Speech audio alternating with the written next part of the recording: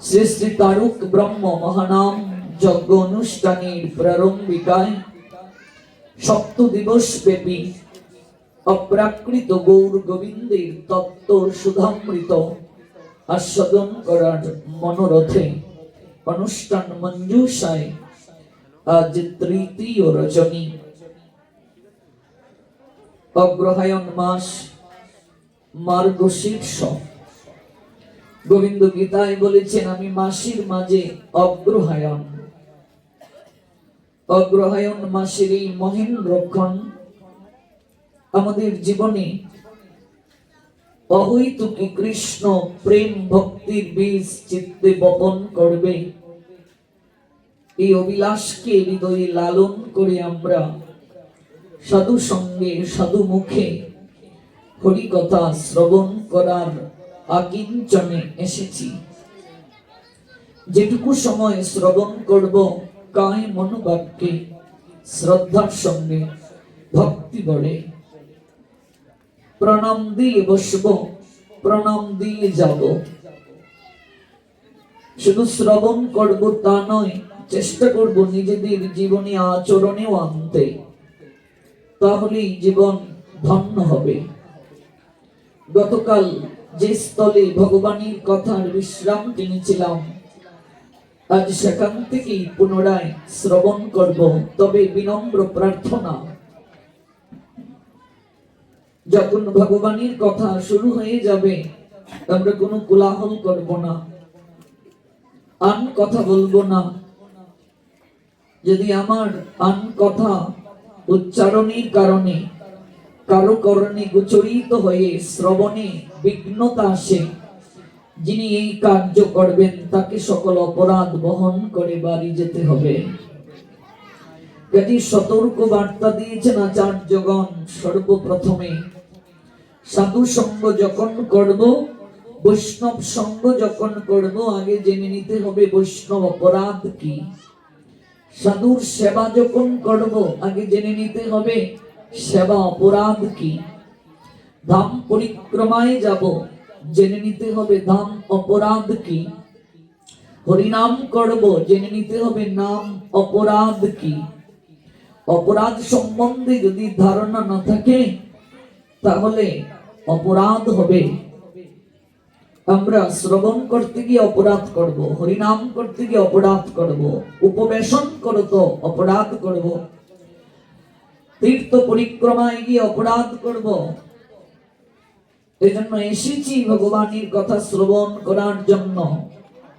এটি বৃন্দাবন, এই বৃন্দাবনে বসেছি। যদি অন্য মনস্ক থাকি, অন্য কোনো চিন্তন আসে চিত্তে, শ্রবণ করার সময় যদি গ্রাম্য কথা এই বদন দ্বারা উচ্চারিত হয়, সেটিও এক প্রকার অপরাধ বলে গণ্য। এই অপরাধ যেন আমরা না করি। যেটুকু সময় শ্রবণ করব তাই মনোবাক্যে। বিশেষ কোন কার্য পড়ে গেছে, আমায় যেতে হবে, প্রণাম দিয়ে এমন ভাবে যাব যেন কারো শ্রবণে ব্যাঘাত না হয়। চেষ্টা করতে হবে পুরোটাই শ্রবণ করে যাওয়ার জন্য, তাহলেই সর্বতভাবে মঙ্গল হবে। মূল প্রসঙ্গে যাওয়ার পূর্বে কৃতজ্ঞতা জ্ঞাপন করছি আয়োজনকারী ভক্তবৃন্দের প্রতি। জয়যুক্ত হন এই বৃঙ্গরাজ গ্রামবাসী, তাদেরই প্রয়াস উত্তরোত্তর শ্রী বৃদ্ধি প্রাপ্ত হোক। ধাপে ধাপে উন্নতির সিঁড়ি বেয়ে জীবনে নতুন নতুন সফলতা বয়ে আনুন তারা। দেশ জাতি তথা সমাজ সমৃদ্ধ হোক তাদেরই কর্ম তৎপরতায়।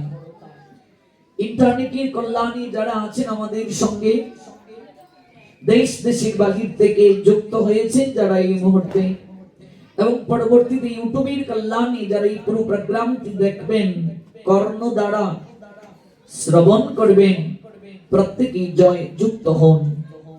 আসুন আমরা শ্রদ্ধার সঙ্গে একাগ্র চিত্তে শ্রবণ করি সেই লীলা, যে লীলা গতকাল আমরা ইতি টেনেছিলাম। ইকো আরেকটু কম হবে, রিপিটটা আরেকটু কম। নিশ্চয়ই আপনাদের মনে আছে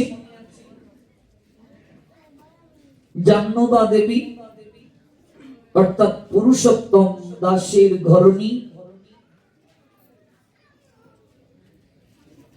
তিনি সেবার দ্বারা জয় করে নিলেন, কৃপা আশীর্বাদ প্রাপ্ত হলেন, একটি পুত্র সন্তান ভিক্ষা চাইলেন। সাধনায় সিদ্ধি প্রাপ্ত সেই সাধু মহাত্মন তাকে পুত্র সন্তানের আশীষ দান করলেন, বলেন আমি নিজেই তোমার গর্ভে পুত্র হয়ে আসব, তুমি আমার কাঁধের মাঝে একটা দাগ দেখতে পাবে, এই যে তুমি দাগটি দেখতে পাচ্ছ, কি করে এই কাঁধে দাগ এলো তা তোমায় আমি বলছি না, কে আমায় ক্ষত চিহ্ন করলো তা জানার আবশ্যকতা নেই, তুমি কেবল এই দাগটি দেখে নাও, তোমার নবজাতক পুত্রের কাঁধে এরকমই দাগ থাকবে, এরকমই চিহ্ন থাকবে, যে চিহ্ন দর্শন করে তুমি উপলব্ধি করতে পারবে আমি এসেছি তোমার গর্ভে। সাবধান, তুমি এই ঘটনা তোমার স্বামীকেও বলবে না, জগতের কাউকে বলবে না, আপন ভজন কথা না বলিও যথা তথা আপনি আপনি সাবধান, ভজনের কথা কাউকে বলতে নাই। যদি আপনি ভজন সম্বন্ধ কোনো কথা কারোর সঙ্গে আলোচনা করতে চান, যিনি মরমী, যার আনুগত্যে আপনি আছেন, এমন কারো কাছে আপনি বলতে পারবেন, নতুবা আপনার ভজন নষ্ট হয়ে যাবে। গতকাল বলেছিলাম যোগ নিদ্রা যদি কারো জীবনে আসে, এটি মানুষের কাছে বলতে যাবেন না, তাহলে নিদ্রায় আপনি আর কখনো দর্শন করবেন না।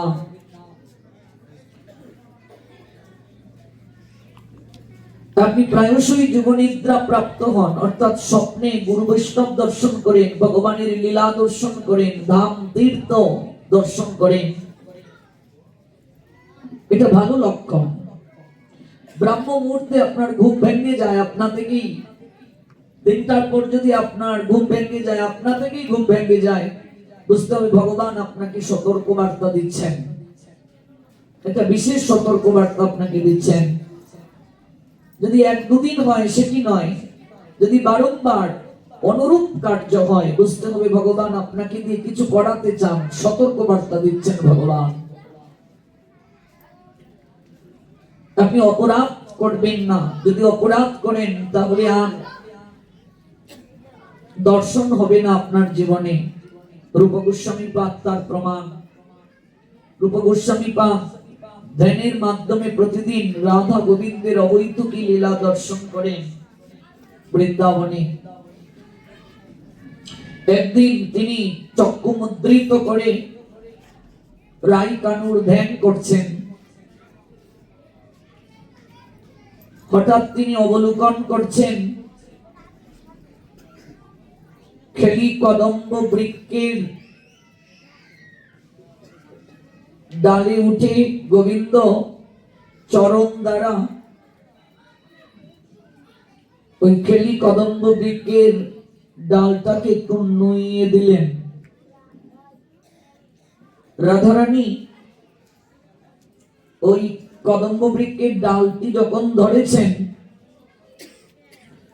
সঙ্গে সঙ্গে গোবিন্দ চরণ দ্বারা যে তিনি একটু ভারী করেছিলেন, যে ভার দেওয়ার কারণে নুয়ে গিয়েছিল ডালটা, চরণটা সরিয়ে নিলেন। সরিয়ে নিলে হবে কি, রাধারানী ধরে আছেন, তিনি ঝুলে গিয়েছেন, উপরে উঠে গিয়েছেন। কেমন এই দৃশ্য দেখে হাসছেন রূপ গোস্বামী পাদ। ধ্যানে বসে এই লীলা দর্শন করছেন, দর্শন করে তিনি হাসছেন।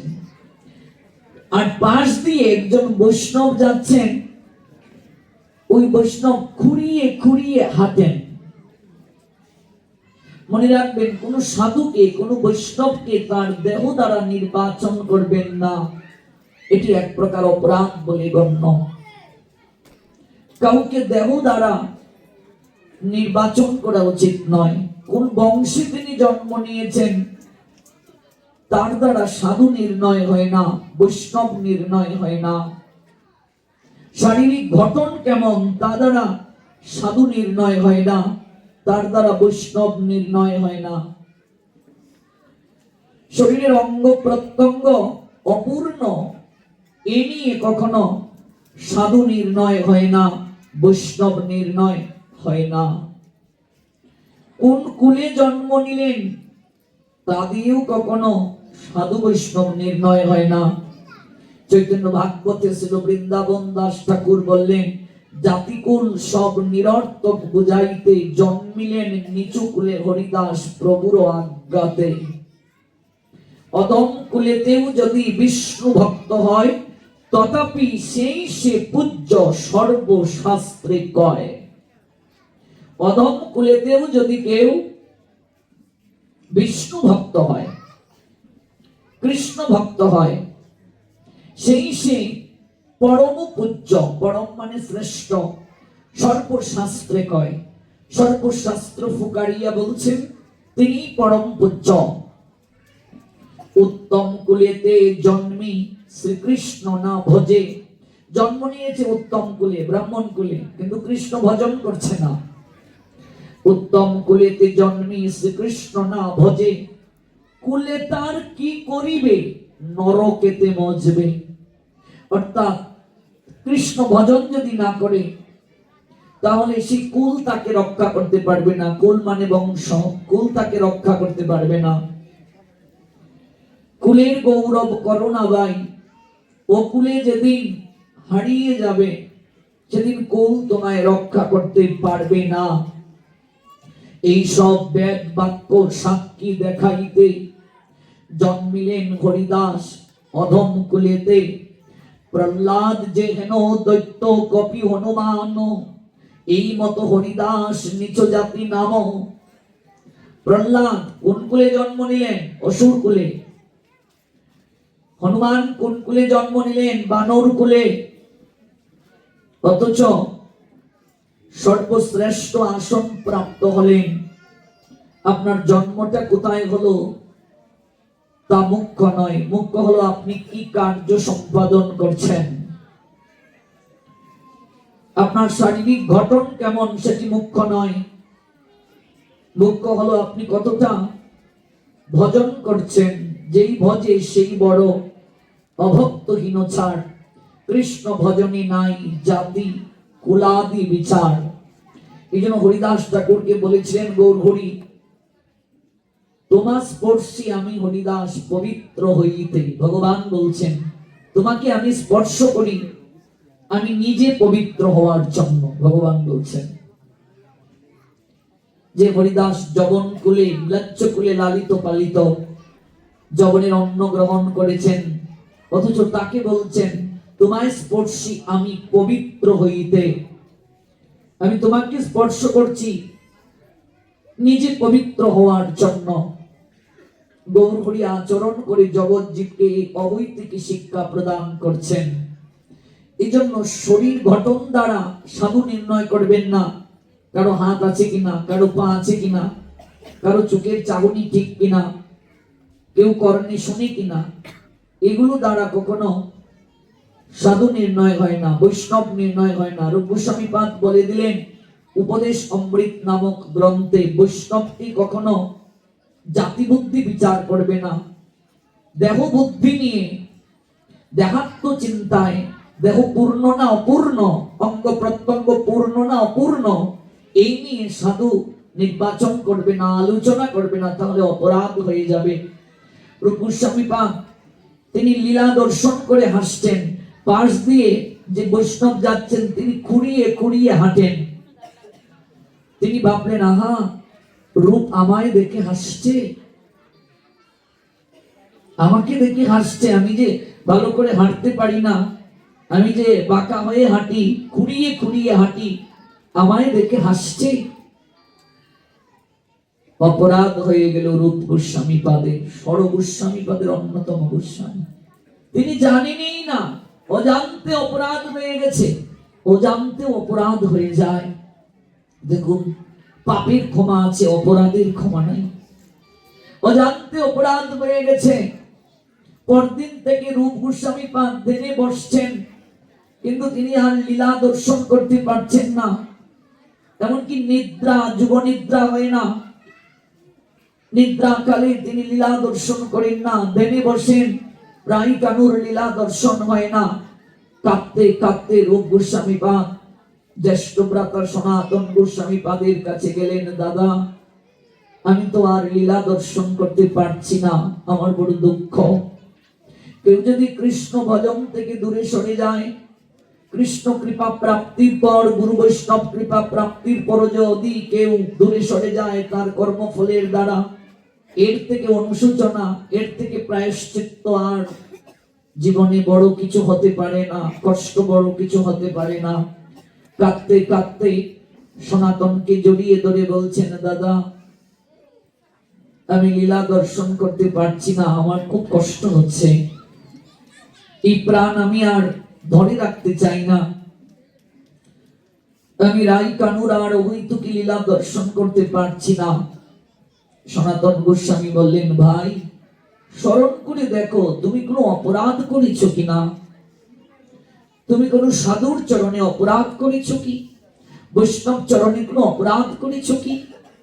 রূপ গোস্বামী পাদ বলছেন, আমি তো জেনে কারো চরণে অপরাধ করেছি বলে মনে হয় না, কারো চরণে আমি অপরাধ করেছি মনে হচ্ছে না আমার। সনাতন গোস্বামী তখন একটা পরামর্শ দিলেন, ভাই বৃন্দাবনে যারা উত্তম অধিকারী সাধু আছেন, মধ্যম অধিকারী সাধু আছেন, সবাইকে তুমি নিমন্ত্রণ করে সাধু সেবার আয়োজন করো। ছাড়িয়া বৈষ্ণব সেবা নিস্তার পেয়েছে কেবা। যিনি তোমার নিমন্ত্রণ রক্ষা করবেন না, বুঝবে তিনি কোনো না কোনো কারণে তোমার উপরে ক্রোধান্বিত আছেন, কোনো না কোনো কারণে বিরাগ বাজন আছেন।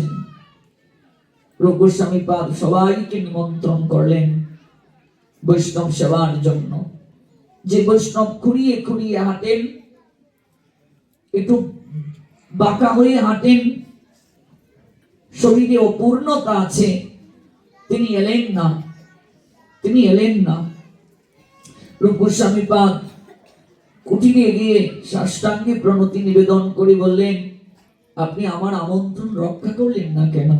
আপনি প্রসাদ পেতে যে গেলেন না, আমি কি আপনার চরণে কোনো অপরাধ করেছি? আপনি কৃপা করে আমায় ক্ষমা করুন, বলুন আমি কি করে প্রায়শ্চিত্ত করতে পারি, আর অপরাধটাই কি?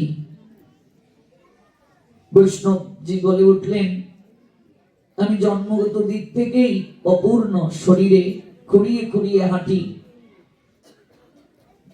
তাই বলে তোমার মতো একজন পণ্ডিত তুমি আমায় দেখে হাসবে? রূপ গোস্বামী পাদ বললেন, আমি কখন হাসলাম?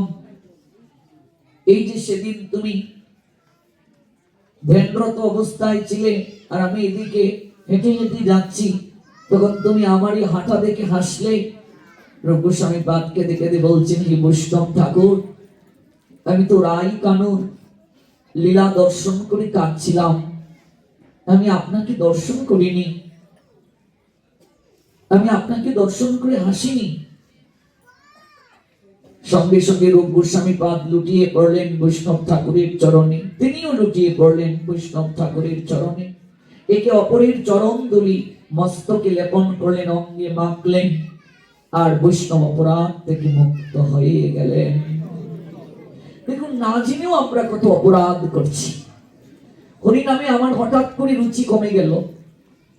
আগে আমি যেভাবে ভজন করতাম, হঠাৎ করে আমি ভজন করতে পারছি না, আমার মাঝে লালসা লোভ এসে গেল। বুঝতে হবে কোথাও একটা অপরাধ আছে, আমার বিপদ, আমার যন্ত্রণা, অন্যের কাছে আমার মর্যাদা খাটো হয়ে যাচ্ছে কেন? বিবেককে প্রশ্ন করতে হবে, আমার অপূর্ণতা কোথায়, কোথায় আমার ত্রুটি?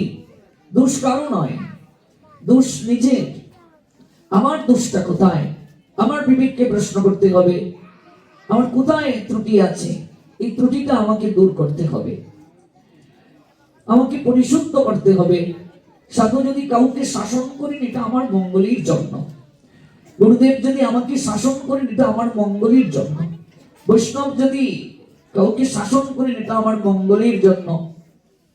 গৌরকিশোর দাস বাবাজি মহারাজ বলছিলেন, যেদিন বৈষ্ণবীর গাল মন্দটাকে আশীর্বাদ রূপে গ্রহণ করতে পারবে, বুঝবে সেদিনই তুমি প্রকৃত কৃষ্ণ ভক্ত হতে পেরেছ, গৌর ভক্ত হতে পেরেছ।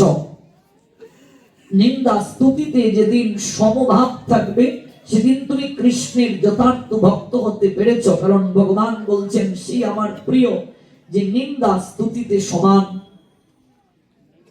কাজেই এগুলো বলার বিষয় নয়, এগুলো জানানোর বিষয় নয়। যত গুপ্ত তত গুপ্ত, ভজন যত গোপনে রাখা যায়।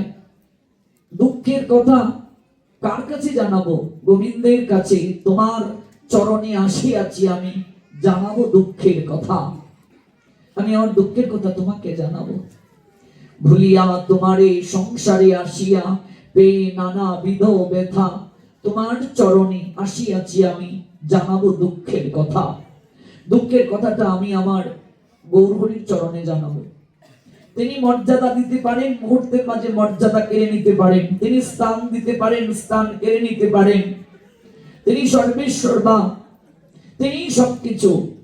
তিনি উত্তম পরিকল্পনাকারী। তিনি যা ভালো মনে করেন, তার হাতের পুতুল আমরা, কর্মানুযায়ী আমরা ঘুরছি, নাচছি। এই জন্য তার উপরেই সবকিছু সমর্পণ করে দেওয়াটাই বুদ্ধিমানের কর্তব্য। শোনবা, কাউকে বলবি না। যদি বলিস তোর মৃত্যু হবে, তোর মৃত্যু যুগ এসে যাবে, কাউকে বলবি না, স্বামীকেও বলবি না আমি যাচ্ছি। শোন, সাবধান বার্তা সাধুকে দেয়া হয়েছে, চোরকে নয়। সাবধান। প্রণাম দিলেন জাহ্নবা, দক্ষিণা দিতে চাইলেন, নিলেন না। আমি যে আসবো তোর গর্বে, তুই যে কষ্ট স্বীকার করবি, এটি দক্ষিণা, আমি যাই। চলে গেলেন। পুরুষোত্তম এলেন, চঞ্চুতে হাসির রেখা ফুটে উঠল।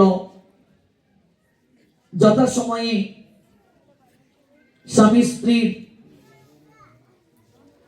দুজনেরই ইচ্ছাতে সন্তান গ্রহণের প্রক্রিয়ায় তারা আসীন হলেন। এক সময় তিনি সন্তান সম্ভবা হলেন। গর্ভে থাকাকালীন অবস্থায় সংযম জীবন যাপন করলেন, প্রসাদ পেলেন এবং প্রতিদিন বালিশকে প্রণাম দিয়ে শয়ন করলেন। হরিনাম করতে করতে শয়ন করলেন। আপনি হরিনাম করতে করতে যদি শয়ন করেন, কৃষ্ণ কথা শ্রবণ করতে করতে যদি শয়ন করেন, আপনার কখনো ঘুমের ঘুরে বাজে দৃশ্য দর্শন হবে না, আপনার যুবনিদ্রা হবে। গর্ভকালীন অবস্থায় কেমন করে চলবেন, সেই সাধু সকল কিছু জানিয়ে গেলেন। 10 মাস 10 দিন মায়ের যত সাধনা পরিপক্ক হবে, সেই সন্তান তত পরিপক্ক হয়ে আসবে। সেই সন্তান সৎ চরিত্রের হবে। সেই সন্তানের মেধা প্রজ্ঞা বিকাশ ঘটবে। যথাসময়ে সন্তান গ্রহণ করলেন, বেড়ে উঠল এবং সন্তান প্রসবের মহেন্দ্রক্ষণ এলো, প্রসব বেদনা উঠে গেল। আমরা গতকাল এই পর্যন্তই শ্রবণ করেছিলাম। এবার আসুন ওই আলোচনার সূত্র ধরে আমরা এগিয়ে যাই। পুরুষোত্তম দাসের কর্ণে সংবাদটা গেল। তিনি কীর্তন শুরু করে দিলেন। কি শুরু করলেন? কীর্তন শুরু করে দিলেন। আমরা কি করতাম? অ্যাম্বুলেন্স দিয়ে দৌড় হাসপাতালে সিজার করার জন্য। বর্তমানে সিজার ছাড়া কোনো বাচ্চার হয় না। এই করোনার ক্রান্তি লগ্নে যখন চারিদিকে হাহাকার চলছিল, মানুষ যখন হাসপাতালে যেতে ভয় পাচ্ছিল, সর্দি হোক, কাশি হোক, জ্বর হোক, ব্যাধি হোক, কেউ হাসপাতালে যেতে চায়নি, ডাক্তারের কাছে যেতে চায়নি। কারণ কি জানি কি হোম কোয়ারেন্টাইন যদি দিয়ে দেয়। করোনা হয়নি এমনও ঘটনা ঘটেছে, হ্যাঁ, তার কিচ্ছু নেই কিন্তু হাসপাতালে তাকে রাখা হয়েছে। আমার পরিচিত একজন মাতাজি, আমার পাঠের প্রচন্ড ভক্ত, ওনার এরকম একটু গলা ব্যথা, জ্বর এলো, একটু শ্বাস কষ্ট হলো, একটা প্রাইভেট হাসপাতালে নিল। তারা বললো যে না, এখানে অক্সিজেনের ব্যবস্থা নাই, ঢাকা নিয়ে যান। একটা প্রাইভেট হাসপাতালে ঢাকাতে ভর্তি করে দিল।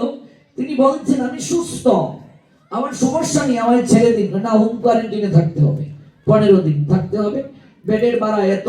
এবার একটা কাচের ওই পাশ থেকে তার স্ত্রী কথা বলছে, তিনি বলছেন আমায় নিয়ে চলো, আমি এখানে মরে যাব, আমি আমি সুস্থ। 15 দিন গেল, বলছেন না আরো 1 মাস থাকতে হবে। কিন্তু তিনি মানছেন না। চিন্তা করতে করতে করতে করতে করতে অসুস্থ হয়ে গেলেন। মোবাইলে বলছেন আমি ভালো, আমায় নিয়ে চলো, নতুবা আমি মরে যাব। বাধ্য হয়ে মরেই গেল। এটা একেবারে অযত্নে মরেছে, একেবারে অযত্নে মরেছে। মাতাজি কাঁদতে কাঁদতে লুটিয়ে পড়লো, একেবারে প্রাণ যায় যায় অবস্থা। আমার অনলাইনে এই করোনার সময় আমি এত পাঠ দিয়েছি, আমার পাঠগুলো তাকে বাঁচিয়ে রেখেছে।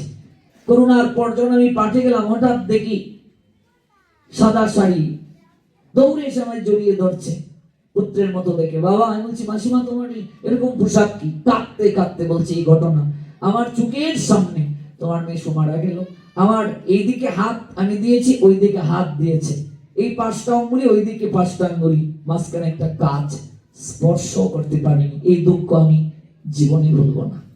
এই করোনার ক্রান্তি লগ্নে যখন আমরা সংবাদ দেখলাম, যতগুলো মায়ের বাচ্চা হলো, কারো সিজার লাগলো না। এই করোনার সময় কারো সিজার লাগেনি। আমি বিজ্ঞানের যে কল্যাণ তার বিরুদ্ধে কথা বলছি না, ভুল বুঝবেন না। আমি সিজারের বিরুদ্ধে কথা বলছি না, ভুল বুঝবেন না।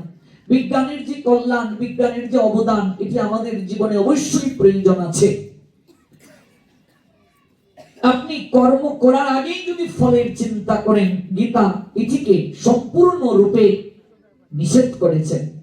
আপনি আল্ট্রাসোনোগ্রাফি করে বাচ্চা ছেলে না মেয়ে আগেই কেন দেখতে যাচ্ছেন? তাহলে আপনি ভগবানের বিরুদ্ধে আচরণ করছেন। ভগবান বললেন কর্মণি অব অধিকারোতে মা ফলেষু কদাচন মা কর্মফল হেতু ভূমার্তে সংগস্ত কর্মাণি। কর্মে তোমার অধিকার আছে, ফলে তোমার অধিকার নাই। তাহলে আপনার ফল কি হবে এটা আপনি আগে চিন্তা শুরু করে দিয়েছেন। সন্তান ছেলে না মেয়ে হবে। এবার কারো যদি 3 মেয়ে থাকে, আবার সন্তান নিয়েছে, যদি জানে মেয়ে হয়ে গেছে, তাহলে আর কোনো পরিচর্যা নাই, আদর নাই, আপ্যায়ন নাই, অযত্নে অবহেলায় বাচ্চাটা হয়। বর্তমানে কৌকেও এটা নিষেধ করা হয়েছে, ডাক্তারদেরকে বলা হয়েছে বলা যাবে না, এগুলো উচিত নয়। যতটুকু পারা যায় সন্তানকে একটা মা প্রসবের বেদনা সহ্য করেই জগতে আনবে। যদি বর্তমান উন্নত প্রযুক্তি, চিকিৎসা উন্নত, যদি সে দেখে যে না এটা প্রয়োজন, তাহলে সিজারের চিন্তা করা যেতে পারে। আজকাল অনেক মেয়েরা সন্তান ধারণ করেছে, কিন্তু মাতৃত্বের যে একটা অনুভূতি, এই অনুভূতিটা তারা অনুভব করতে পারছে না। সিজারের মাধ্যমে যে বাচ্চাটা পৃথিবীতে আসে, আপনি ভাবুন, অবাক অবাক হয়ে যাচ্ছি আমরা। এবং আমরা এই বিষয়গুলো চারিদিকে বিভিন্ন সংবাদপত্র দেখে আমরা অনুভব করছি, সিজার পদ্ধতিটা বর্তমানে একটা ব্যবসা হয়ে যাচ্ছে। আমি এটার বিরুদ্ধে নয়, ভুল বুঝবেন না। এই দিকটা আমাদের আরেকটু মনোযোগী হওয়া প্রয়োজন। যতটুকু পারা যায় বাচ্চা যদি প্রকৃতিগতভাবে হয়, তাহলে সেই সন্তানটারও মঙ্গল, মায়েরও মঙ্গল, শরীরগত দিক থেকেও সে সুস্থ থাকতে পারবে। দেখুন, পুরুষোত্তম দাস হরিনাম শুরু করে দিলেন, ধাত্রীমাকে আনয়ন করা হলো, হরিনাম করছেন। একটা বাচ্চা জন্ম হবে, হরিনাম করছেন, পুরুষোত্তম দাস হরিনাম করছেন। ধাত্রী মাতা এলো, যথাসময়ে সন্তান হলো, নারী ছেদন করা হলো। ওরে জাহ্নবা, তাকিয়ে দেখ, তোর পুত্র হয়েছে। গৌর প্রেমানন্দে কি হয়েছে?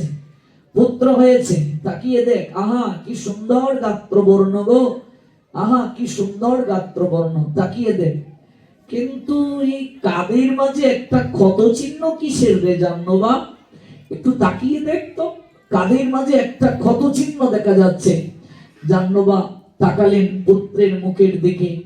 প্রসব বেদনার যন্ত্রণা মুহূর্তের মাঝে যেন হারিয়ে গেল, ওই বেদনাটা হারিয়ে গেল। একটা মা প্রসব যন্ত্রণা সহ্য করে সন্তানটাকে পৃথিবীতে আনয়ন করে, সন্তানকে কোলে নিয়ে ওই চাঁদ বদনটার দিকে একবার যখন তাকায়, হ্যাঁ, সঙ্গে সঙ্গে তার কি হয়?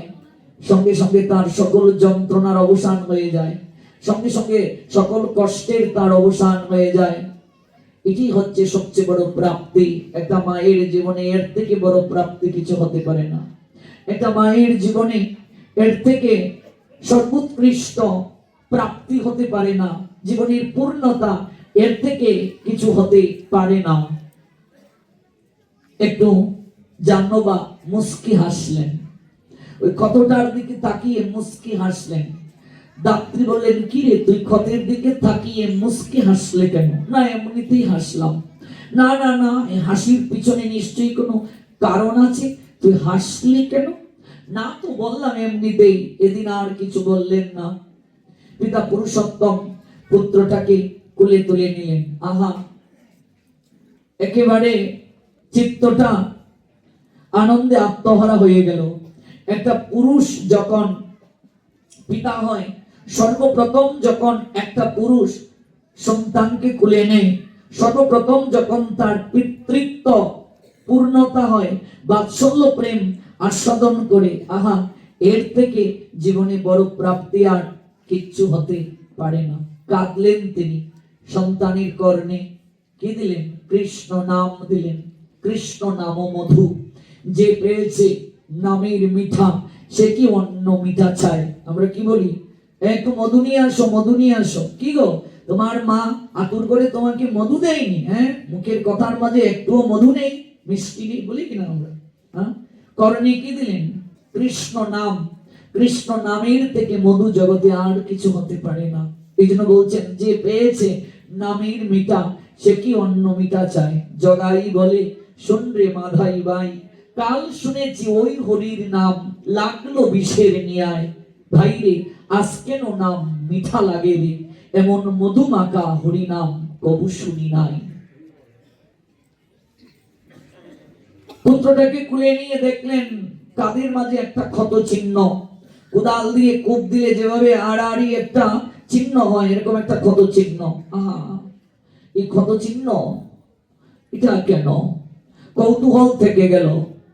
কিন্তু দাত্রীমা উপলব্ধি করলেন, চালাক তো। তিনি বললেন, না, নিশ্চয়ই কোনো কারণ আছে। মনে রাখবে, আমাদের সনাতন শাস্ত্র যাদেরকে মাতৃজ্ঞান করার কথা বলছেন, মায়ের মর্যাদা দান করছেন, তার মধ্যে প্রথম হলো গর্ভধারিণী মা। গর্ভধারিণী মা। তারপর কে? ধাত্রীমা, যে আপনাকে প্রসবকালে সহায়তা করে, তার কাছেও আপনি ঋণী, তাকেও মায়ের স্থান দিয়েছে আমাদের সনাতন শাস্ত্র। ধাত্রীমাও মাতৃ সম্মান প্রাপ্ত হবে, মায়ের ন্যায় তাকে সম্মান করবে, শ্রদ্ধা করবে। গোমাতা, গাভীকে মাতৃজ্ঞান করেছেন আমাদের শাস্ত্র। গোবিন্দ গাভীর স্তনদুগ্ধ পান করেছেন। গোবিন্দের সবচেয়ে প্রিয় হলো গোবৎস, গোমাতা। ভগবানের যেহেতু প্রিয়, এই জন্য আমরাও গোমাতাকে ভালোবাসি। গোমাতা আমাদের কাছে প্রিয়, গোবৎস আমাদের কাছে প্রিয়। গোমাতার স্তন পান করেছেন গোবিন্দ, গোবৎস চারণ করেছেন মধুময় শ্রী বৃন্দাবনে ভগবান। আর কাদেরকে মাতৃজ্ঞান করতে বলছেন? মায়ের মর্যাদা দিয়েছেন গুরু পত্নী। গুরুদেব যদি সংসারী হন, তার স্ত্রী তিনিও মাতৃস্থানীয়, তাকেও মায়ের মর্যাদা দান করেছেন। আর কি? ব্রাহ্মণ ঠাকুরের পত্নী, যিনি আপনার কুলপুরোহিত, তার স্ত্রীও মাতৃজ্ঞানা, তাকেও মায়ের ন্যায় দেখতে হবে। আর কাকে? আর দেখতে হবে রাজ্যের যিনি রাজা, ওই রাজার স্ত্রীকে মাতৃজ্ঞান করতে হবে। মাতৃজ্ঞান করতে হবে, রাজার স্ত্রীকে মাতৃজ্ঞান করতে হবে। মায়ের মর্যাদা দান করেছেন, মাতৃজ্ঞান করে তাদেরকে দর্শন করতে হবে। সনাতন শাস্ত্রের মতো এত উদার, এত নৈতিক শিক্ষা, এত ত্যাগের শিক্ষা, সংযমের শিক্ষা পৃথিবীর কোন শাস্ত্র প্রদান করে নাই। সনাতন শাস্ত্র এই জন্য উদারতার কথা বলে, মহানুভবতার কথা বলে, মানবতার কথা বলে। আর কোন শাস্ত্র আর কোন ধর্ম এমন করে এত উদারতা, এত মহানুভবতা, এত মানবতার কথা বলে না। রক্তের সম্বন্ধ জাতীয় কারো সঙ্গে আমাদের বৈবাহিক সম্পর্ক হয় না, শারীরিক সম্পর্ক হয় না। একমাত্র সনাতন শাস্ত্রে ঋষিগণ নিষিদ্ধ করেছেন রক্তজাত সম্বন্ধ থাকলে তার সঙ্গে শারীরিক সম্বন্ধ হবে না। বিজ্ঞান গবেষণা করে দেখেছে ব্লাড কানেকশন যাদের সঙ্গে আছে ওদের সঙ্গে যদি কেউ শারীরিক সম্পর্ক করে সেই বাচ্চা অপূর্ণ হওয়ার সম্ভাবনা থাকে। এটা বিজ্ঞান গবেষণা করে দেখেছে। হাজার হাজার বছর আগে আমাদের ঋষিগণ, আমাদের মুনিগণ এই তত্ত্ব প্রদান করেছেন। এই জন্য যত ভিক্ষুক দেখবে রাস্তায় ভিক্ষা করে, হিন্দুদের মাঝে ভিক্ষুক কমই পাবে এবং হিন্দুদের মাঝে অপূর্ণ শারীরিক দিক থেকে কমই পাবে।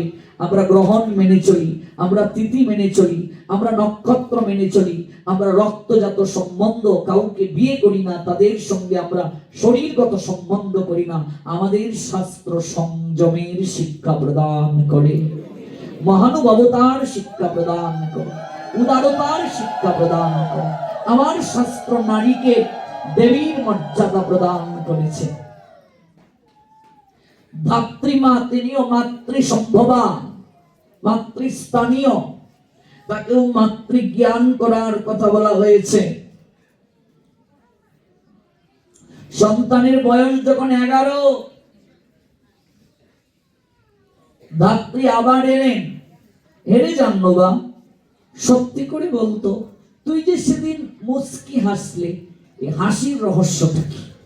ওই এত দাগ কেন রে? ওই দাগটা কেন? ওই দাগটা কেমন জানি আমার মাঝে একটা কৌতূহল জাগায়। যতবার আমি দেখি একটা কৌতূহল জাগায়। তুই কি আগ থেকে কিছু জানিস? তুই যে আশ্চর্য হলে না? আচ্ছা, আপনি একটা কোনো কিছু নতুন যদি দেখেন আশ্চর্য হবেন কিনা? আর যদি আপনি মনে মনে জানেন এটা হবে, আশ্চর্য হওয়ার কিছু আছে? কিন্তু তুই এই দাগটা দেখে আশ্চর্য হলে না, মুস্কি হাসলে, স্বাভাবিক ভাবে নিলে, তার মানে এই দাগ সম্বন্ধে তোর কোনো কিছু ধারণা আছে, নইলে তো তোর আশ্চর্য হওয়ার কথা। মনে রাখবে, মায়েদের পেটে কথা থাকে না। এই দিকে একটা কথা বলি, কোনো কিছু বলার আগে একটু ভেবে বলবেন। কারণ যে যতই শক্তিশালী হোক, রাত্রে বিছানায় শুয়ে শুয়ে যখন কানের মাঝে মধু ঢালে স্ত্রী, তখন আর কোনো পুরুষ পেটে কথা রাখতে পারে না। একটু সতর্ক থাকবেন, শাস্ত্র বলছে। আবেগের বশবর্তী হয়ে শারীরিক প্রলুব্ধতায় জীবনের সকল কথা বলে দেবেন না। মায়েদের কখনো কণ্ঠের নিচে কথা যায় না, অভিশাপ যুধিষ্ঠির মহারাজের। অভিসম্পাত, পেটে কথা হজম থাকবে না।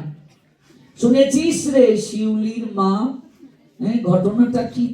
সাবধান, কাউকে বলবো না। কি হয়েছে গো শেফালির মা? বলো কি হয়েছে, কি হয়েছে? আর বলিস না এই ঘটনা।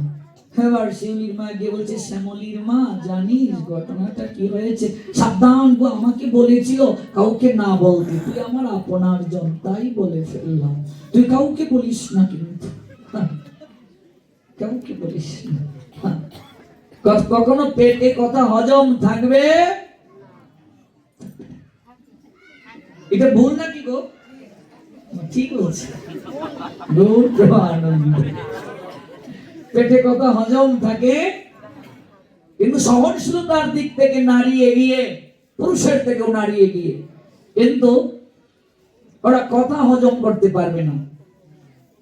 বলছেন নারী তো সরল জাতি, থাকে দুঃখ সইয়া, দুঃখ সইতে পারে কিন্তু কথা হজম রাখতে পারে না। এত পীড়াপিড়ি যখন শুরু হলো, তখন ধাত্রীর কাছে বলছেন, তোমাকেই কেবল বলছি, আর কাউকে বলিও না, আমার স্বামীকে পর্যন্ত বলিনি। এই যে দাগটা তুমি দেখতে পাওনি, এই দাগটা সম্বন্ধে আমি জানি। বলছিস কি রে, দাগ সম্বন্ধে তুই জানিস? আরো কৌতূহল বেড়ে গেল। ধাত্রী পাশে বসলেন। আচ্ছা, দাগটা বলতো কি? সকল বৃত্তান্ত খুলে বললেন। আহারে জাহ্নবা, তোর তো কপাল ভালো রে। আহা, তুই যে সন্তান লাভ করলি, এই সন্তান পৃথিবীতে দাগ রেখে যাবে, এমন কিছু করে যাবে, জগৎ জীব তাকে শ্রদ্ধা ভরে গ্রহণ করবে। কিন্তু হলো না আর সেই দেখা, সেই দেখা আর হলো না। 11তম দিবসে কথা বলল, 12তম দিবসে রক্ত বমি হয়ে জাহ্নবা প্রাণ ত্যাগ করলেন। গৌর প্রেমানন্দে জাহ্নবার মৃত্যু হয়ে গেল। বৈষ্ণব বাণীকে যারা মর্যাদা প্রদান করে না, সাধু বাণীকে যারা মর্যাদা প্রদান করে না, সাধুর বাক্যকে যারা সংশয় করে, তাদের জীবন দুঃখে ভরে যায়। এই জন্য নরোত্তম দাস ঠাকুর বললেন, গুরু বাক্য সাধু বাক্যটা কেমন করে পালন করবে? গুরু মুখ পদ্ম বাক্য চিত্তেতে করিয়া ঐক্য, আর না করিও মনে আশা। এটা গ্রহণ করবে কিভাবে? চিত্তেতে করিয়া ঐক্য, আর না করিও মনে আশা। মনে আর কোনো আশা করবে না, সংশয় করবে না। সংশয় করেছিলেন কুন্তী। দুর্বাসা মন্ত্র দিয়ে গেলেন, তুমি এই মন্ত্র উচ্চারণ যদি করো, যে দেবতাকে আমন্ত্রণ করবে সেই দেবতার কৃপায় তোমার পুত্র সন্তান প্রাপ্তি হবে। কুন্তী ভাবলেন, মন্ত্রের এত শক্তি, আমি যে দেবতাকে আমন্ত্রণ করব দেবতা এসে যাবে, না, আমার এটা বিশ্বাস হয় না, একটু পরীক্ষা করে দেখা দরকার। সংশয় এসে গেল, সাধু বাক্যে বিশ্বাস ছিল না, মর্যাদা লঙ্ঘন করলেন, সাধু বাক্যের মর্যাদা লঙ্ঘন করলেন। কুন্তী সূর্যদেবকে স্মরণ করেছিলেন। দুর্বাসা মন্ত্র দিয়ে বলে গিয়েছিলেন, শোন মা, এই মন্ত্র কখনো প্রস্তুতি মনকে না করে স্মরণ করবি না, এলোমেলু হয়ে চঞ্চল মনে মন্ত্র স্মরণ করবি না, হিতে বিপরীত হবে। এই যে গুরুদেব আমাদের বীজ মন্ত্র দিয়েছেন দীক্ষাকালে, এই মন্ত্রের যে কত শক্তি কল্পনাও করতে পারবে না। এই মন্ত্রকে অমর্যাদা করবেন না, এই মন্ত্রকে আপনি সাধারণ কোনো মন্ত্র ভাববেন না, এটার মর্যাদা রক্ষা করুন, এটি অঙ্কুরিত করার জন্য চেষ্টা করুন। এটি বীজ সদৃশ, এই বীজ অঙ্কুরিত করার জন্য চেষ্টা করুন, জীবন ধন্য হবে। চঞ্চল চিত্তে এই মন্ত্র ধ্যান করবি না, স্মরণ করবি না, তাহলে তোর জীবনটা দুঃখে ভরে যাবে। সাধু বাক্য মানলেন না, সংশয় করলেন, সাধু বাক্যে বিশ্বাস হলো না। কুন্তী স্মরণ করলেন সূর্যদেবকে। সূর্যদেব এলেন, হে বালিকা, তুমি আমায় স্মরণ করেছো, তুমি হস্ত দুটি প্রসারিত করো, আমার কৃপা প্রসূত এক সন্তান, পুত্র সন্তান তোমাকে আমি দিয়ে যাব। কুন্তী চিৎকার করে বললেন, আমি সংশয় করেছিলাম সাধু বাক্যকে, আমি তো কুমারী, আমার তো বিয়ে হয় নাই, আমি যদি সন্তান পাই জগতে আমি পরিচয় দেব কি? আমার বাবার সম্মান থাকবে না, আমার বাবার মর্যাদা নষ্ট হবে, প্রতিষ্ঠা নষ্ট হবে, আমি সন্তান চাই না। সূর্যদেব বলে উঠলেন, তা তো হতে পারে না বালিকা। দুর্বাসার বাক্য সাধু বাক্য, প্রকৃত সাধুর বাক্য কখনো ভুল হতে পারে না, মিথ্যে হতে পারে না। তুমি যে কর্ম করেছো তার ফল তোমাকে ভোগ করতে হবে। সূর্যদেবের তেজের একটা অংশ কবচ কুণ্ডল রূপে বক্ষের মাঝে প্রবেশ করলো, পুত্র সন্তান প্রাপ্ত হলেন। কুন্তী নাম রাখলেন কর্ণ, কিন্তু নদীর জলে ভাসিয়ে দিলেন। হলোটা কি? সারাটা জীবন কুন্তী দুঃখে দুঃখে কাটলো, সারাটা জীবন কর্ণের দুঃখে দুঃখে কাটলো। একটা সন্তানের জীবনে কয়টা বাড়ি আছে সেটা মুখ্য নয়, কয়টা গাড়ি আছে সেটা মুখ্য নয়, কত টাকা পয়সা আছে সেটি মুখ্য নয়। একটা সন্তানের জীবনে সবচেয়ে বড় মুখ্য প্রয়োজন যেটি, তা হলো তার বাবাকে, তার মাকে। সমাজে চলতে গেলে সর্বপ্রথম এই পরিচয়টা তার প্রয়োজন, যে তোমার বাবাকে, তোমার মাকে।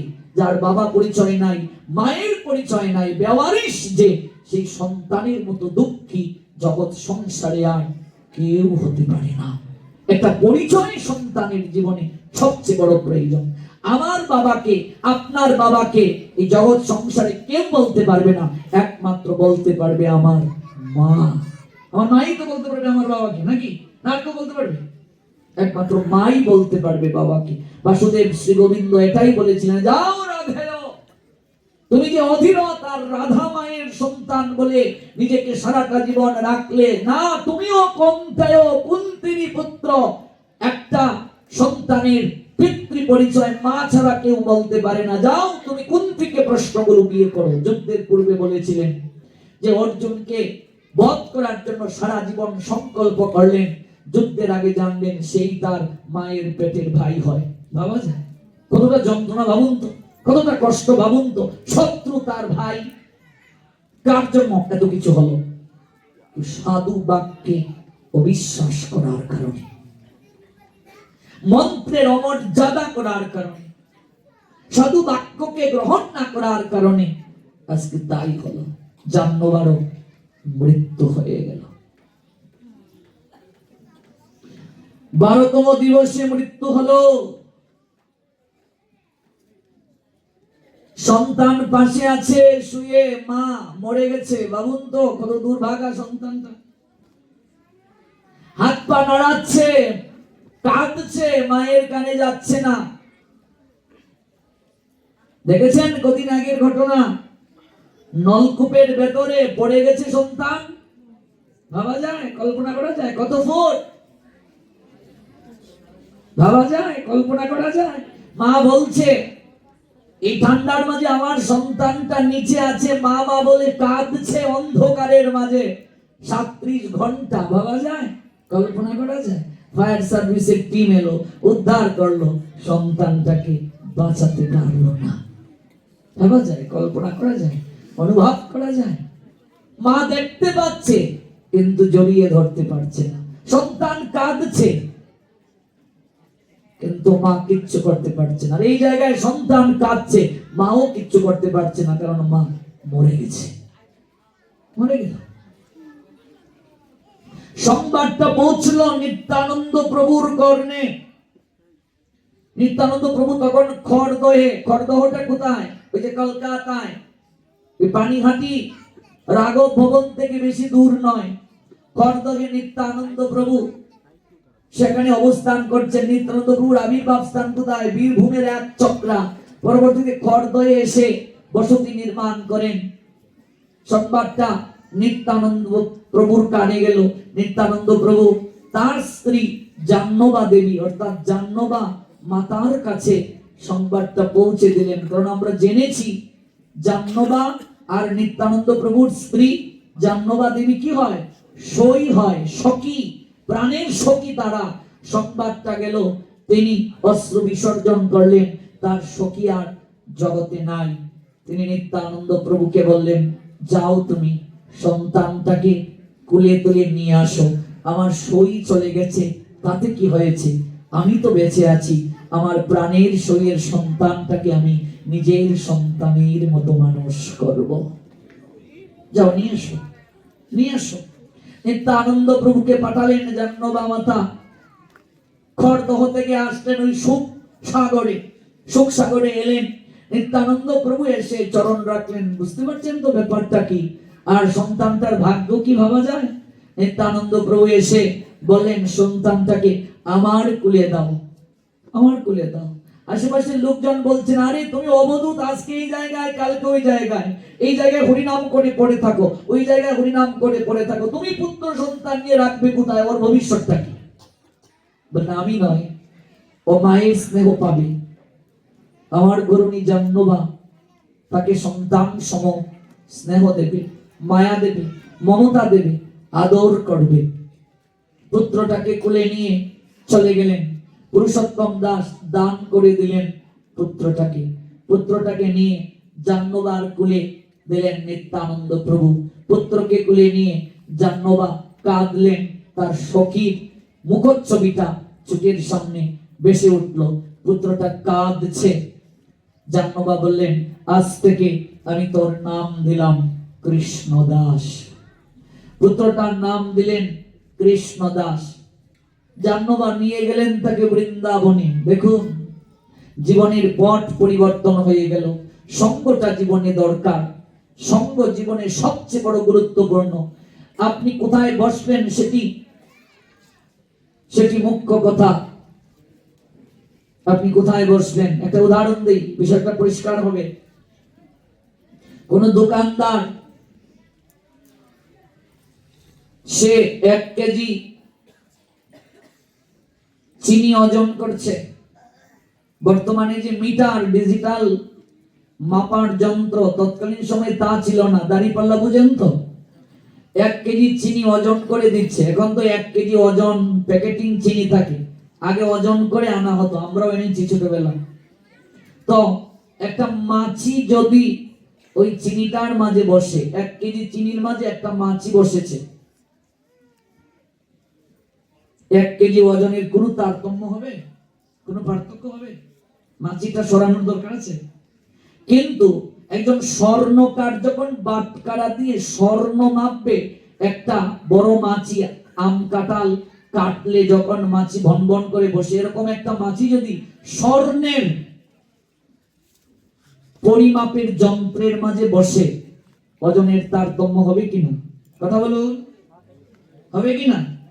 যে দাম স্বর্ণের, কমপক্ষে 30-40 হাজার টাকা বেড়ে যাবে। একই মাছি স্বর্ণের বাটকারায় বসার কারণে মর্যাদা বেড়ে গেল, অন্য একটা বাটকারায় বসার কারণে মর্যাদা বাড়ে নাই।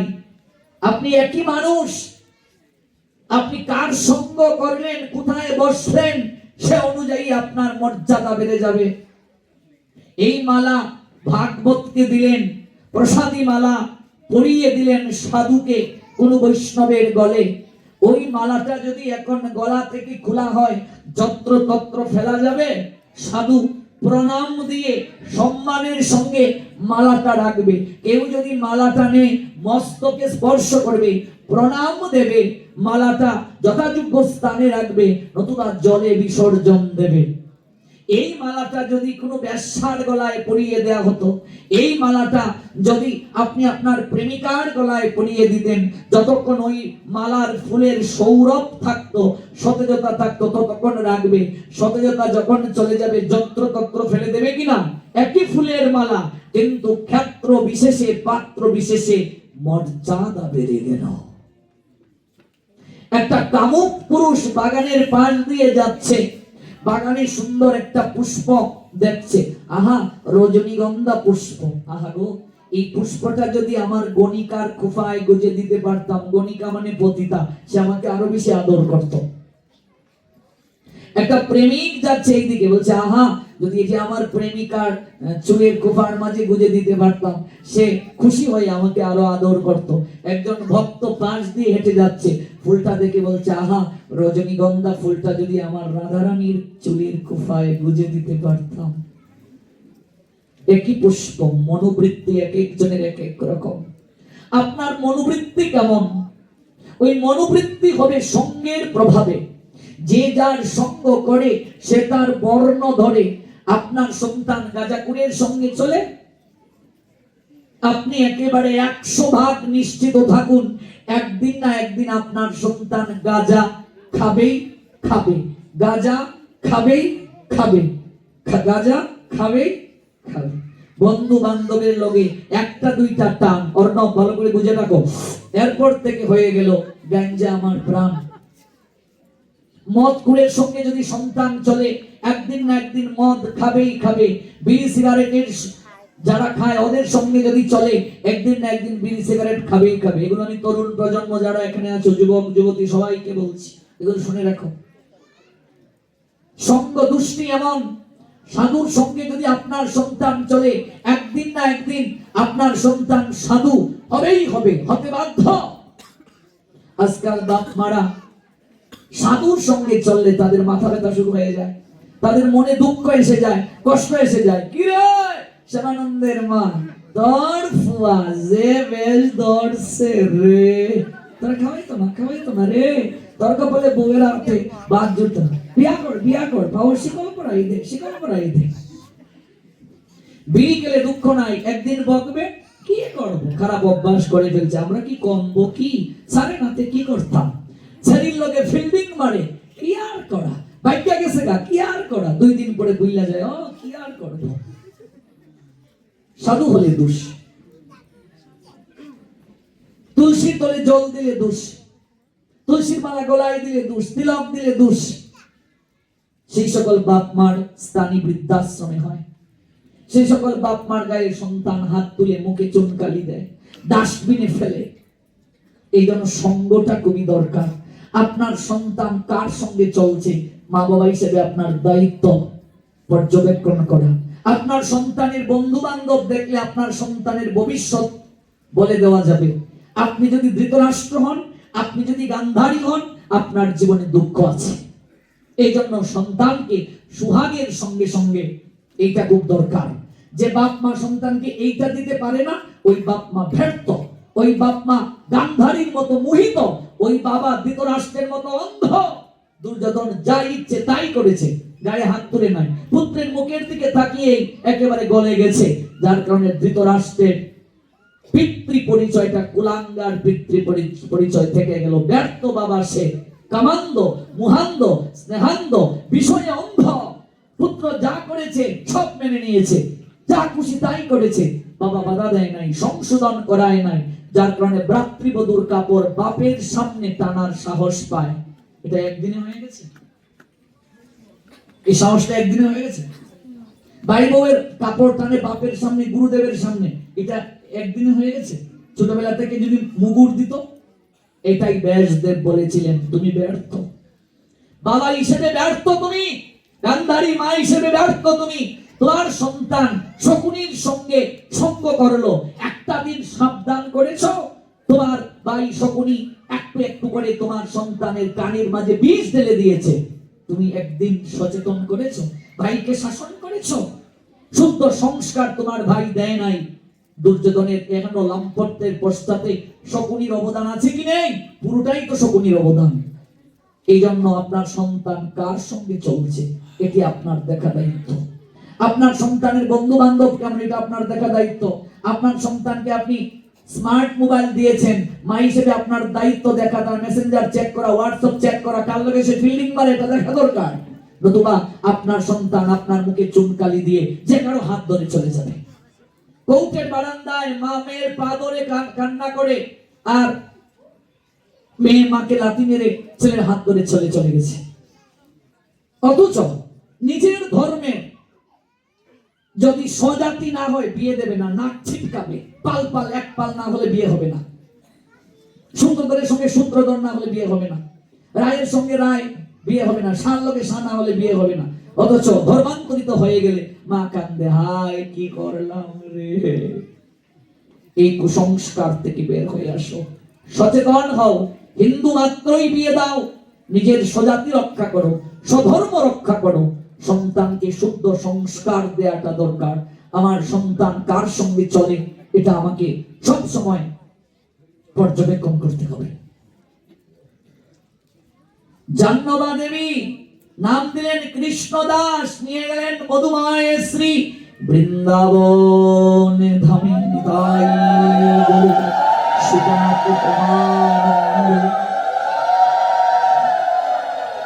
কৃষ্ণদাসকে বৃন্দাবনে যে দেখে সেই মুগ্ধ হয়ে যায়। তার দু নয়নে এক মহা অনুভব, উজ্জ্বল উজ্জ্বল হয়ে রয়েছে তার দুটো নয়ন। সংকীর্তনের মাঝখানে যখন নাচে, যেন মনে হয় মদন গোপাল দাঁড়িয়ে আছে। আহা কি চমৎকার গো, শ্যামল সুন্দর মদন গোপাল যেন মাঝখানে দাঁড়িয়ে আছে। আর কি, ওই গাছে উঠে যায় বৃন্দাবনে, বৃন্দাবনে গাছে উঠে হাতে বাঁশি নিয়ে বাঁশি বাজায়। ব্রজবাসীরা বলে, হে গো, এ তো আমাদের কানাই ঠাকুর, দেখতে কি সুন্দর লাগে গো, এ তো আমাদের কানাই ঠাকুর।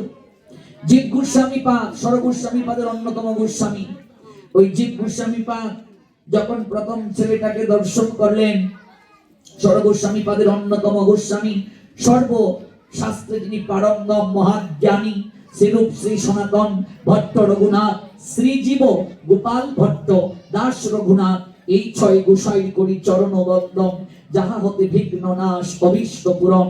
এই ছয় গোসাই করি চরণ বন্দন, যাহা হতে মিলে রে ভাই কৃষ্ণ প্রেম ধন। ওদের নাম উচ্চারণ করার সঙ্গে সঙ্গে আপনি পবিত্র হয়ে যান।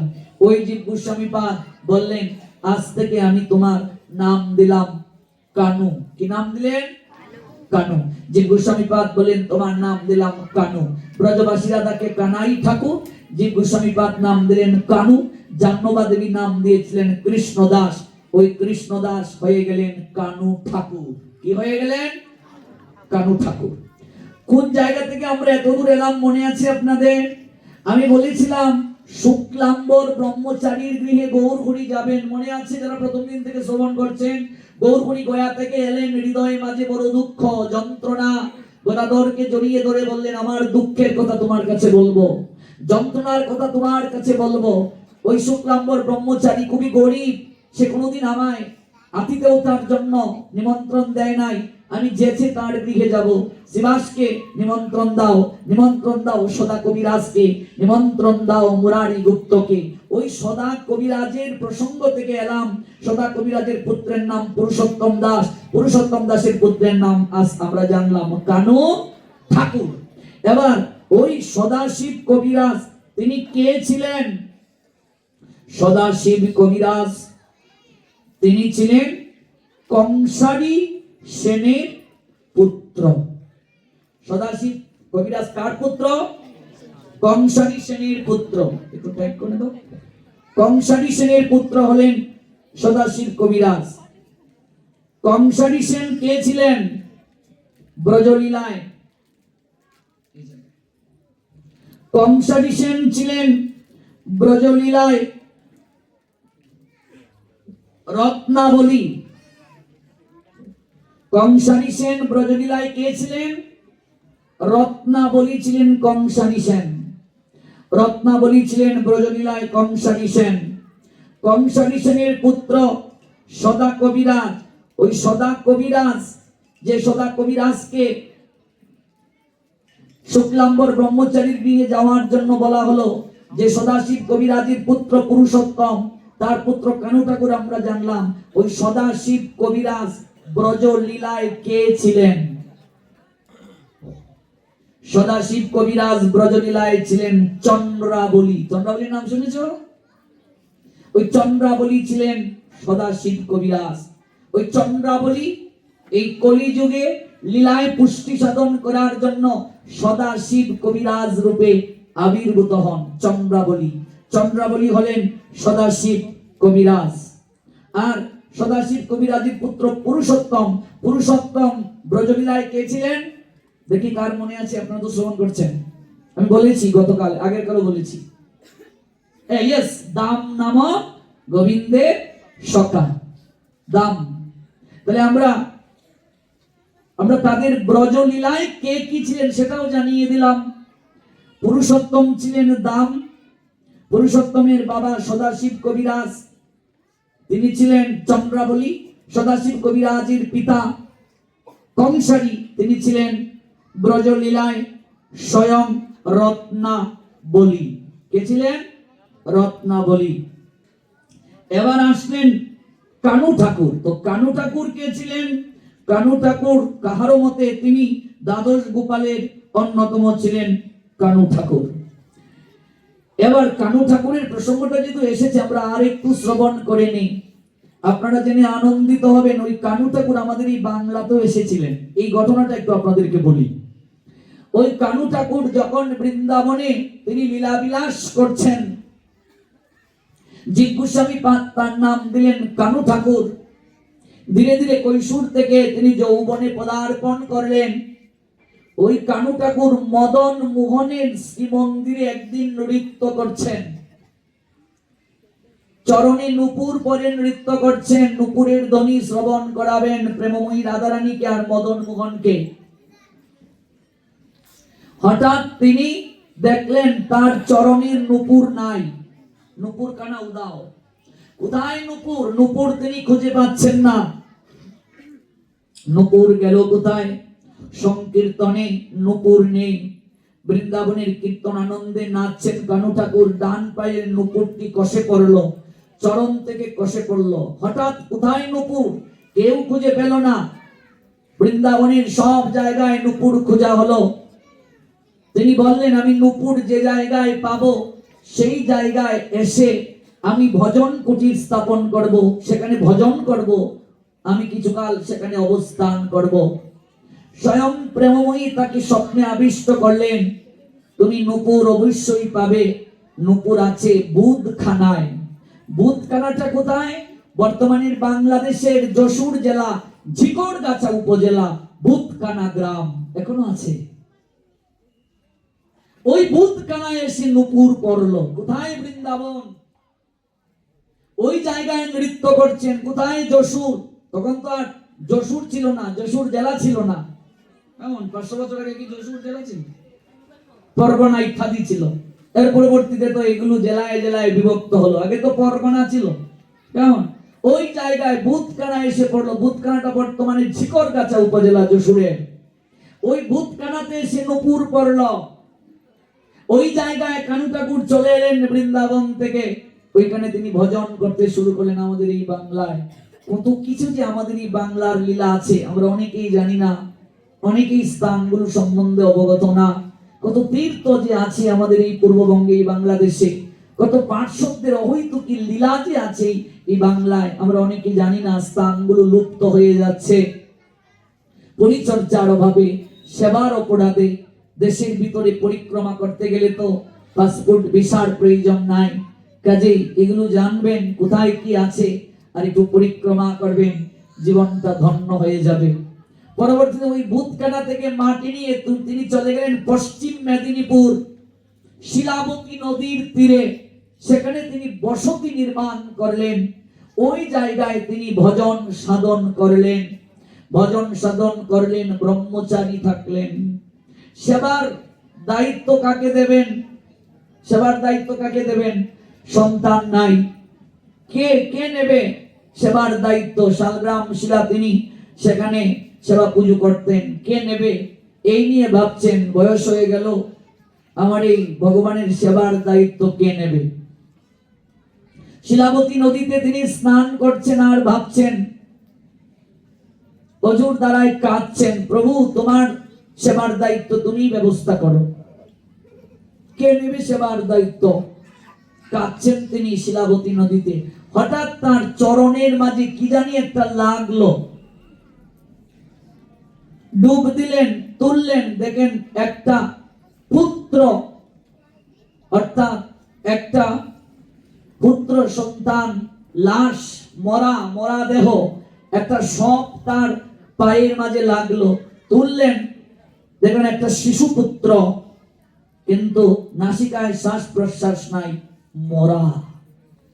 কানু ঠাকুর ভাবলেন, আহা, এই আবার কি ইচ্ছা ভগবানের, এটা আমার পায়ে কেন লাগলো? আমি বুঝাচ্ছি উনি কত বড় সাধক ছিলেন ভাবুন।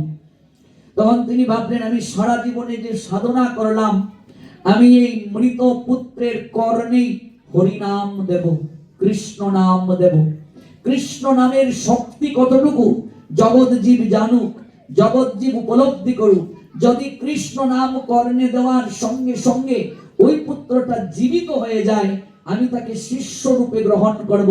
আমার স্থাবর অস্থাবর যা কিছু আছে আমি তাকে সকল কিছু অর্পণ করিতে ত্যাগ করব।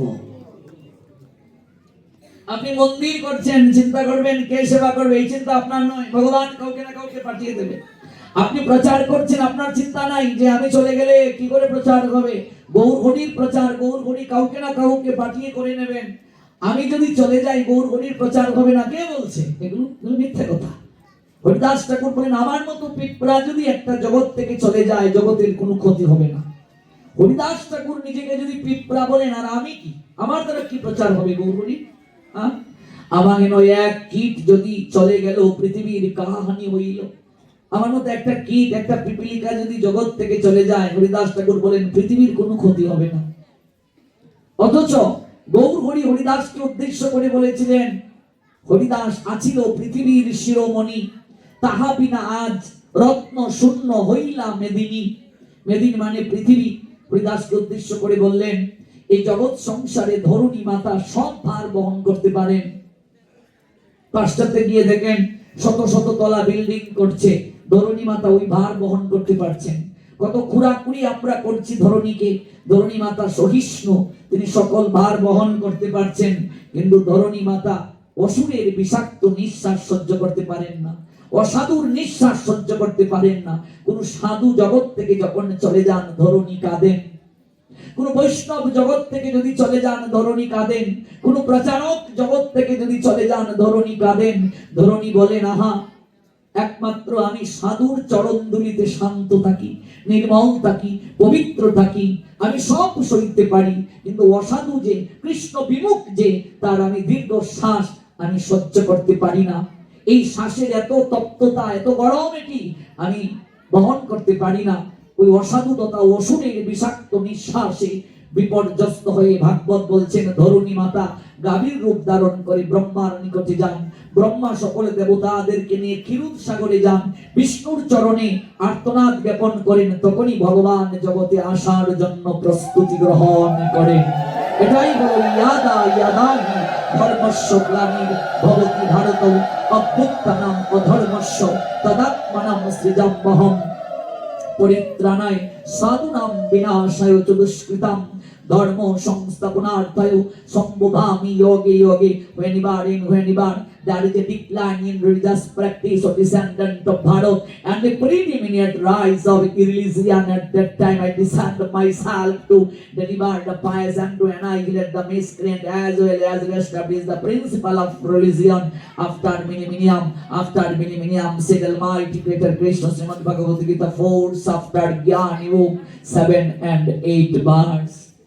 ভগবান আসেন, নিজেকে অবতীর্ণ করেন। সর্বপ্রথম প্রার্থনাটা কার? ধরণী মাতার। এই জন্য ধরণী আমাদের মা। ঘুম থেকে উঠে পালঙ্ক থেকে পুরুষেরা প্রথম কোন পাটা ফেলবে ধরণীতে? ডান পা। মায়েরা কোন পা? বাম পা। ঘুম থেকে উঠে আগে টয়লেটে দৌড় নয়, ব্যাগটি নয়, বিছানায় শুয়ে শুয়ে ব্যাগটি। কারো আবার সুপটান না দিলে বাথরুম টয়লেটে গিয়ে ক্লিয়ার হয় না তাদের। কেউ আবার হাই কমিটি বসে ওই মোবাইলে গুগল মিটে মিটিং করে ফেলে, মিটিং শেষ। আবার হাই কমিটি বসে, জিজু কোথায়? আমি আছি। কোথায় তুমি? এত প্রতিধ্বনি হচ্ছে কেন? তিনি আছেন হাই কমিটি বসে। ল্যাট্রিনে গিয়ে মোবাইল টিপা আজকাল ইয়াংদের একটা নেশা হয়ে গেছে। ওই বিড়ি না টানলে, সিগারেট না টানলে তাদের মল মূত্র ক্লিয়ার হয় না। এই জন্য ঘুম থেকে উঠে আগে টয়লেটে দৌড় নয়, ওয়াশরুমে দৌড় নয়। দৌড়বেন, বেশি ব্যাগ হলে দৌড়বেন, কিন্তু প্রণামটা দিয়ে যান।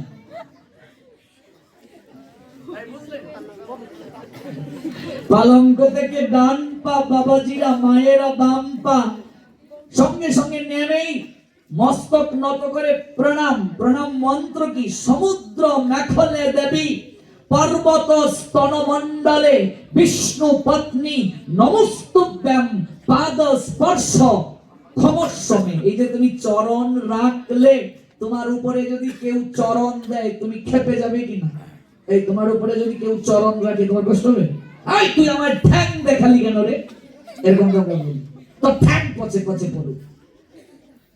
তুমি সারাদিন একজনের উপরে চরণ রাখছো, তুমি তার পারমিশন নেবে না, ক্ষমা চাইবে না, তা তো হতে পারে না। ইচ্ছে হলো হুট করে গিয়ে একটা তুলসী নিয়ে এলে, ইচ্ছে হলো ফল নিয়ে এলে, ইচ্ছে হলো ফুল নিয়ে এলে। এগুলো আমার তোমার বাপের লাগানো নয়, এগুলো ভগবান সৃজন করেছেন, লাগিয়ে দিয়েছেন। আমরা কেবল পরিচর্যা করছি। কোন পুষ্প তোলার আগে পুষ্প বৃক্ষকে প্রণাম দিতে হয়, অনুমতি নিতে হয়। তুলসী তোলার আগে তুলসীকে প্রণাম দিতে হয়, অনুমতি নিতে হয়। অনুমতি কি? ওম তুলস্য অমৃত জন্মাসি সদা তং কেশব প্রিয়া কেশবার্তে চিনুমি তাং বরদা ভব সুবনে। বাংলা অর্থ কি? হে তুলসী, অমৃত থেকে তোমার জন্ম, তুমি কেশবের প্রিয়া, কেশবের সন্তুষ্টি বিধানের জন্য। কেশব কার নাম? গোবিন্দের নাম। আমি তোমার পত্র চয়ন করছি। তোমার হৃদয়ে যে দুঃখের সঞ্চার হয়েছে তুমি ক্ষমা করে দাও। বরদা ভবসুবনে, আমায় বরদান করো তোমার প্রিয় কেশবের সেবায় যেন তোমাকে অর্পণ করতে পারি। আপনি মন্ত্র পারেন না, দরকার নাই, মনে মনে প্রার্থনা করুন, হে তুলসী দেবী আমি যে পত্র চয়ন করছি, তোমার হৃদয়ে দুঃখ হচ্ছে, তুমি আমায় ক্ষমা করে দাও, এটা বলতে পারবে কিনা? সংস্কৃত লাগবে না, বাংলা বলো। তুলসী সব ভাষা বুঝেন, গোবিন্দ সব ভাষা বুঝেন, সংস্কৃত না পারলে কি হয়েছে, বাংলায় বলো। ভাবটা হচ্ছে গুরুত্বপূর্ণ। এটা হলো তুলসী পত্র তুলার মন্ত্র। এবার ক্ষমা চাওয়ার মন্ত্র বলো। ওম চয়ন উদ্ভব দুঃখম চদগৃদি তব ভর্ততে তৎক্ষমস্য জগন্মাত বৃন্দা দেবী নমঃস্তুতে। আগের মন্ত্রটা কি? তুলসী পত্র তোলার মন্ত্র। এখনের মন্ত্রটা কি? ক্ষমা প্রার্থনার মন্ত্র। কোন কোন মন্ত্র বলতে হবে? গিয়েই তুলসী তুললে হবে না, আগে তুলসীর মূলে জল দিতে হবে। ওম গোবিন্দ বল্লভাং দেবীং ভক্ত চৈতন্য কারিণীং স্নাপয়ামি জগদ্ধাত্রীং কৃষ্ণ ভক্তি প্রদায়িনীং। তারপর প্রণাম দেও। ওম বৃন্দাবৈ তুলসী দেব্যৈ প্রিয়াৈ কেশবস্য চ কৃষ্ণ ভক্তি প্রদে দেবী সত্যবত্তৈ নমো নমঃ প্রদক্ষিণ করো। জানি কানি চপা পানি ব্রহ্ম হত্যা দিকানি চ তানি তানি প্রণশন্তি প্রদক্ষিণ পদে পদে। এবার পত্র তুলো। ওম তুলস্য অমৃত জন্মাসি সদাতং কেশব প্রিয়া কেশবার্তে চিহ্নিতাং বরদা ভব শুভনে। এবার ক্ষমা চাও। চয়ন উদ্ভব দুঃখং চদগৃদি তব বর্ততে তৎক্ষমস্য জগন্মাত বৃন্দা দেবী নমঃস্তুতে। তুমি বৃন্দা নাম ধরো, অঘটন ঘটাইতে পারো, সিদ্ধ মন্ত্র দিয়াছেন তোমাকে পূর্ণমাসী। নম নম তুলসী কৃষ্ণ প্রেয়সী রাধা কৃষ্ণ সেবা পাবো এই অভিলাষী। কলিযুগে তুলসীর সেবা যে করবে না, কলিযুগে তুলসীর চরণে আশ্রয় যে নেবে না, কণ্ঠে মালা যে দেবে না, কোনদিন তার কৃষ্ণ ভক্তি লাভ হবে? হবে? হবে? মালা আছে? নেই? তোমার মাকে মায়ের গলায় মালা আছে? মায়ের গলায় নেই তো তোমার গলায় হবে কি করে? সে বলছে মায়ের গলায় নেই।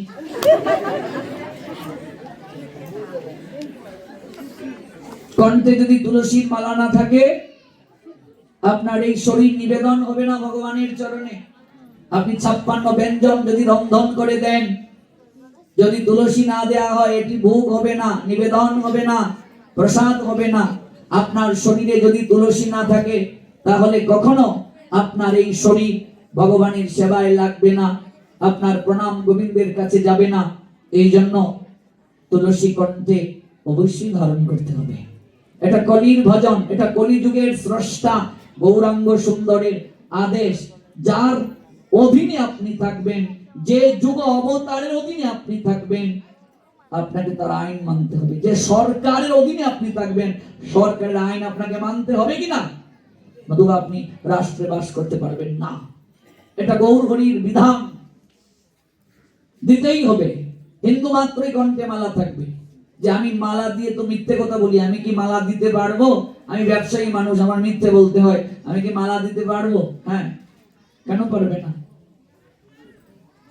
মালা দিয়েই মিথ্যে কথা বলো, না দিয়েই মিথ্যে কথা বলো, মিথ্যে কথা বলা মহা পাপ কিনা? না এমন আছে মালা দিয়ে মিথ্যে বললে পাপ, নইলে পাপ না, মিথ্যে কথা বলাই পাপ। তাহলে মালা ধারণ করো, ওই মালাই দেখবে ধীরে ধীরে 100টা মিথ্যে বলতে একটা কমিয়ে দিয়েছে, তারপর আরেকটা কমিয়ে দিয়েছে। এক জন্মে না হোক, কোনো এক জন্মে আপনি ভক্ত হয়ে যাবেন তুলসীর কৃপায়। জলে না নামিলে কেহ শিখে না সাঁতার, হাঁটিতে শিখে না কেহ না খেয়ে আছাড়। সাঁতার শিখিতে হলে আগে তবে নামো জলে। তুলসী কৃষ্ণের প্রিয়া। পুষ্প তুলবেন। সূর্য অস্ত গেলে কখনো কোনো বৃক্ষ থেকে ফল চয়ন করা যাবে? জানেন কি সেটি?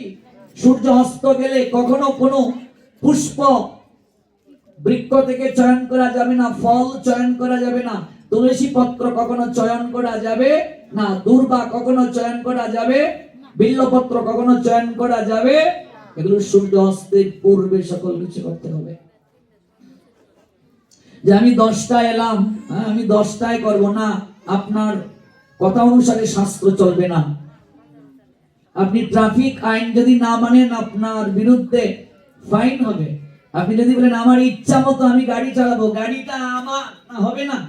আপনার ইচ্ছা মতো গাড়ি চালালে হবে না, একটা রুল আছে। If you violate rule of regulation, of course punishment.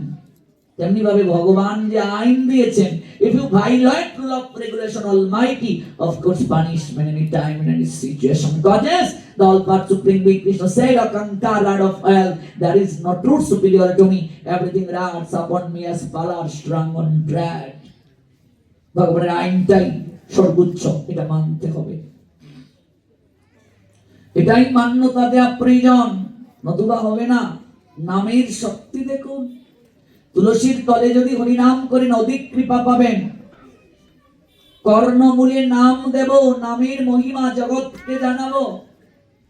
যদি ওই মন্ত্র হরে কৃষ্ণ মহামন্ত্র কর্ণে দেওয়ার পর জীবিত হয়ে যায়, তাহলে জগৎবাসী নামকে আরো শ্রদ্ধা ভরে গ্রহণ করবে। নামের এত শক্তি, কৃষ্ণ নামের এত শক্তি। কিন্তু এটা তো সবার মুখ দিয়ে বের হলে হবে না। কানু ঠাকুরের সেই যোগ্যতা ছিল, তাই বলে আমি কি পরে থাকবো না, আমিও করব। নাম করতে করতে করতে করতে আমার চিত্ত মার্জন হবে। আমি আবারও অনুরোধ করে বলছি, যাদের জপমালা নাই, এক মালা হলেও করুন, জপমালাটা নিয়ে নিন। কলির ভজন বড় সুজা, গঙ্গার জলে গঙ্গার পূজা। কলির ভজন বড় সুজা, জেনা বুঝে বড় গাধা। আপনি নিন, এক মালাই করুন, জীবনটা ধন্য হয়ে যাবে। কানু ঠাকুর পুত্র সন্তানটিকে কুলে তুলে নিলেন, ডাঙ্গায় আনলেন। আহারে, কে তুই রে? এত জ্যোতি শরীর থেকে বের হচ্ছে, আরে তুই মরলি কি করে রে? ওই জলে ভাসতে ভাসতে এলে, আমার এখানে এসে আটকা পড়লে, আমার চরণে লাগলে। ওরে, ভগবান বুঝি ডাক শুনেছে রে, তিনি হয়তো কিছু চান, কিছু করতে চান, নইলে হবে না। নতুবা এটা কেন হবে? কোন কার্য তখনই সংগঠিত হয়, তার পশ্চাতে কারণ থাকে। কানু ঠাকুর কাঁদতে কাঁদতে কৃষ্ণ নাম করে কর্ণে দিলেন, মৃত পুত্রের কর্ণে। কৃষ্ণ নামের শক্তি দেখুন। যখন পুত্রের কর্ণে কৃষ্ণ নাম দিলেন, পুত্রটার সঙ্গে সঙ্গে চোখ মেলে তাকালো। গৌর প্রেমানন্দ, চোখ মেলে তাকালো,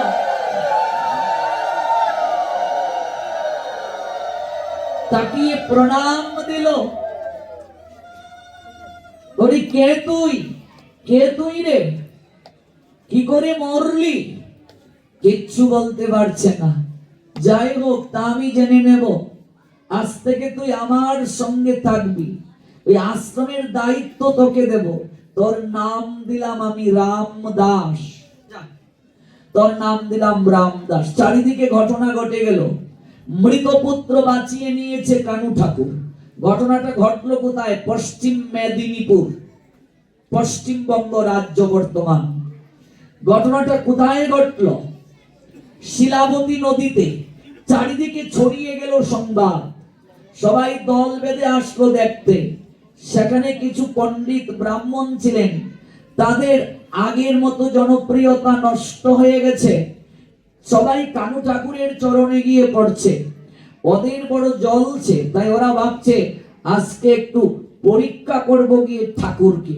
ওই সন্তান মনে হয় আদৌ জীবিত ছিল, আরো কারিশমা জগতে সম্মান পাওয়ার জন্য প্রচার করেছে। চলো আমরা যাব। যে সময়টায় গেলেন, ওই সময়টায় কাঁঠালের সিজন নয়। আচ্ছা বলুন তো, আশ্বিন কার্তিক মাসে কি কাঁঠাল হয় গাছে? কাঁঠাল পাকে, আম পাকে। এই সময়টায় গেলেন, আশ্বিন মাস। ওই সময় গিয়ে বললেন, ঠাকুর আমরা এসেছি তোমার কাছে, তোমার তো অনেক অলৌকিক ক্ষমতা শুনলাম, তুমি মৃত পুত্রকে বাঁচিয়ে নিয়েছো, তাই আমরা এসেছি। আমার কাঁঠাল সেবা করব তোমার কুটিরে, কাঁঠাল আর আম সেবা করাও। রামদাস গুরুদেবকে বলছেন, গুরুদেব এত বড় বিপদ, এই সময় তো আর আম কাঁঠালের সময় না, কোথা থেকে আম কাঁঠাল পাওয়া যাবে? এই হতচ্ছাড়া, চুপ কর, তুই চুপ কর। তোর গুরুদেবের এত ক্ষমতা, তো গাছ তো আছে কাঁঠাল কুটির আঙ্গিনায়। ওরে, ক্ষমতার গুণে একটা আমার কাঁঠাল ধরিয়ে নিলেই তো হলো, তাহলে না বুঝবো কতটা ক্ষমতা, কতটা অলৌকিকতা, কতটা সাধন করেছে, কতটা ভজন করেছে। ওই আদমরা মরেনি, এমন পুত্রকে মরা বলে চালিয়ে দিয়ে জীবিত করে মানুষের কাছে প্রতিষ্ঠা পাচ্ছে না, এ আমরা মানবো না। যদি এই অলৌকিক ক্ষমতা দেখাতে পারে তাহলে আমরাও তাকে প্রণাম করব, আমরাও তাকে আলিঙ্গন দেব, আমরাও তার চরণ বন্দনা করব, আমরাও স্বয়ং জগতে নামের মহিমা, কৃষ্ণ নামের মহিমা প্রচার করব।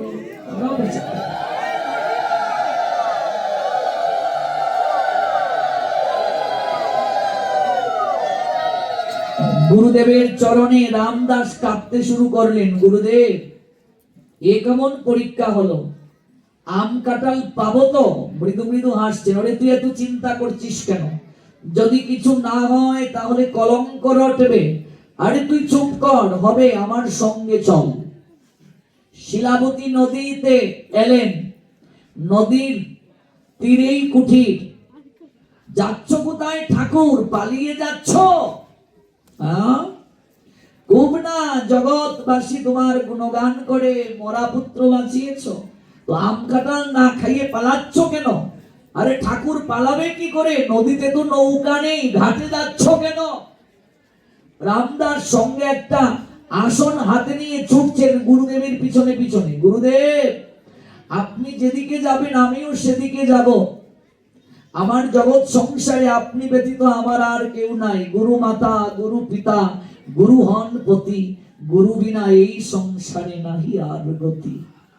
গুরুদেব যেদিকে যাবেন আমিও সেদিকে যাব। ওরে হতচ্ছাড়া, তুই যাচ্ছিস কোন দিকে? তোর গুরু হয়তো জলে ডুবে মরবি, অলৌকিক ক্ষমতা দেখাতে পারবি না, তুইও মরতে যাচ্ছিস কেন? তুই তো বালক, তোর সারা জীবন পড়ে আছে। গুরুদেবের পিছনে পিছনে রামদাস ছুটছে। রামদাস আসনটা জলের মাঝে দে।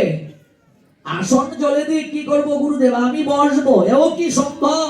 জলের মাঝে বসা যায়? আরে আমি বলছি আসনটা দে। আসনটা জলের মাঝে রাখা হলো। কত বড় সাধু, চিন্তা করুন।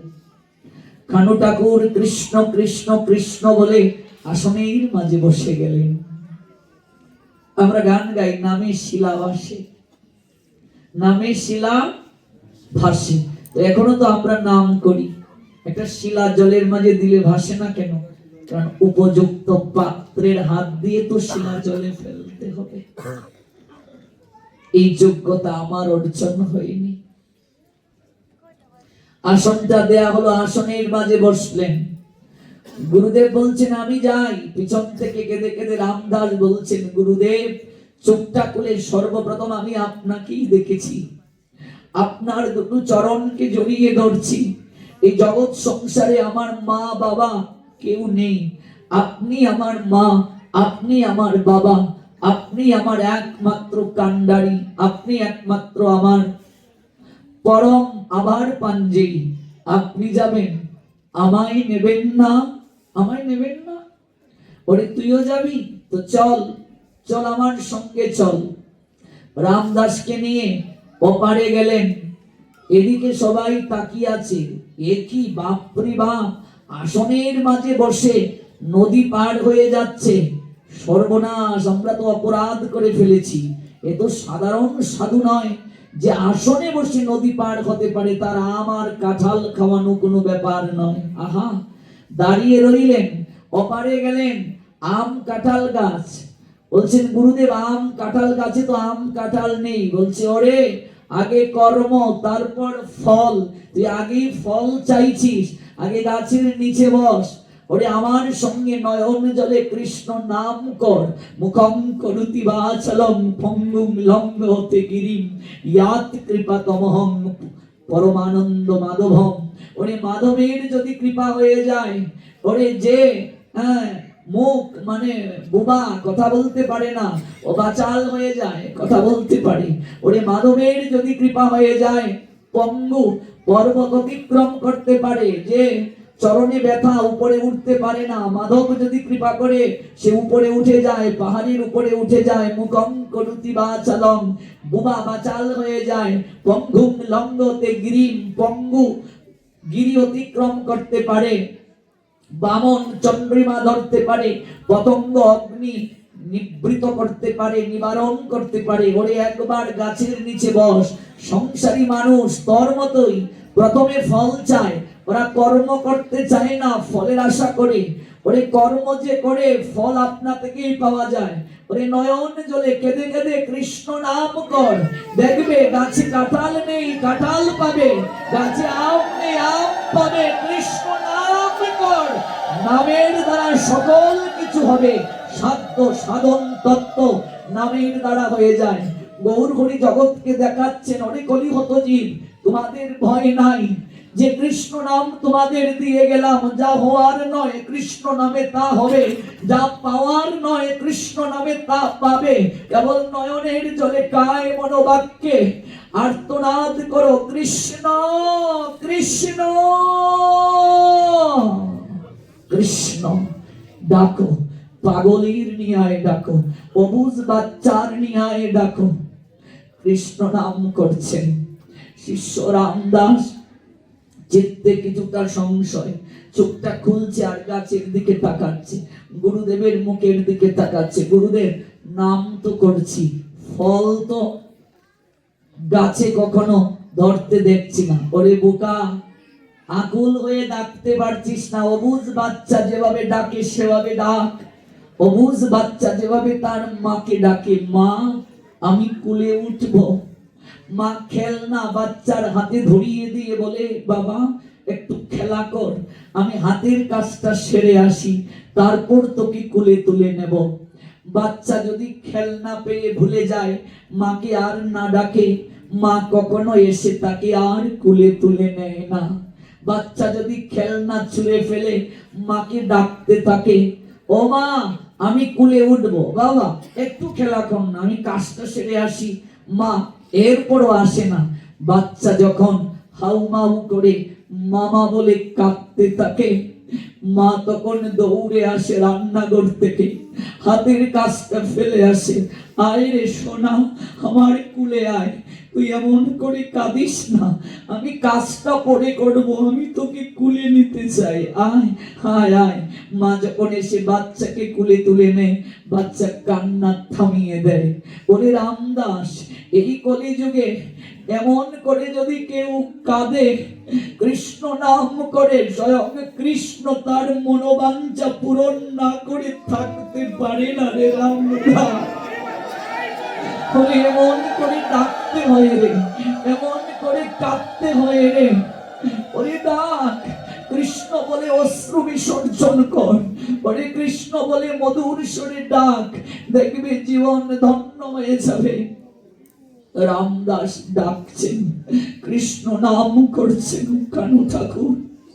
কৃষ্ণ নাম করতে করতে নয়ন জলে গড়াগড়ি দিচ্ছেন। হঠাৎ রামদাস ডাকছেন, গুরুদেব তাকিয়ে দেখুন, কি সুন্দর আম গাছে আম দেখা যাচ্ছে, কাঁঠাল গাছে কাঁঠাল দেখা যাচ্ছে। গুরুদেব আপনার আপনার সাধনার শক্তি আমায় বিস্মিত করেছে। গুরুদেব আপনার সাধনার শক্তি আমায় বিস্মিত করেছে। রামদাস চয়ন কর, প্রণাম দে, কাঁঠাল চয়ন কর, আম চয়ন কর, পুতলি বাঁধ নিয়ে যেতে হবে। পুতলিটা বেঁধে নদীর কিনারায় রামদাস এসে দাঁড়ালো, আসনটা পাত, আমি বসি। রামদাস বলছে, গুরুদেব আমি আপনার পিছনে বসবো, কিন্তু একটা আপনার কাছে আমার ভিক্ষা আছে। গুরুদেব আজকে আপনি আসন পেতে সামনে আছেন, আমি পিছনে, তাই নদী পার হয়ে যাচ্ছি। কিন্তু গুরুদেব যেদিন আপনি লীলা শেষ করে চলে যাবেন, আমি যে একা হয়ে যাব। গুরুদেব যেদিন ভবের ঘাটে গিয়ে আমি দাঁড়াবো, সেদিন কি করে ওই ভব নদী আমি পার হব। গুরুদেব আজ আজ আমার মনে সংশয় জাগছে। ওরে ওরে রামদাস, তোর যেদিন দেহ পিঞ্জিরা থেকে প্রাণ পাখিটা উড়াল দিয়ে ভব নদীর ঘাটে গিয়ে দাঁড়াবে, সেদিন কি করে তুই পার হবে? কাঁদতে কাঁদতে রামদাস দাঁড়িয়ে রইল। গুরুদেব, আপনি কিছু বলুন। গুরুদেব, আজ যেভাবে আপনি আসনে বসে পিছনে আমাকে তুলে নদী পার করিয়ে নিচ্ছেন, কথা দেন যেদিন ভবের ঘাটে গিয়ে দাঁড়াবো সেদিনও আপনি পাড়ের কান্ডারি হয়ে দাঁড়িয়ে থাকবেন। গুরুদেব, আপনি সেদিন পাড়ের কান্ডারি হয়ে দাঁড়িয়ে থাকবেন, কথা দিন গুরুদেব।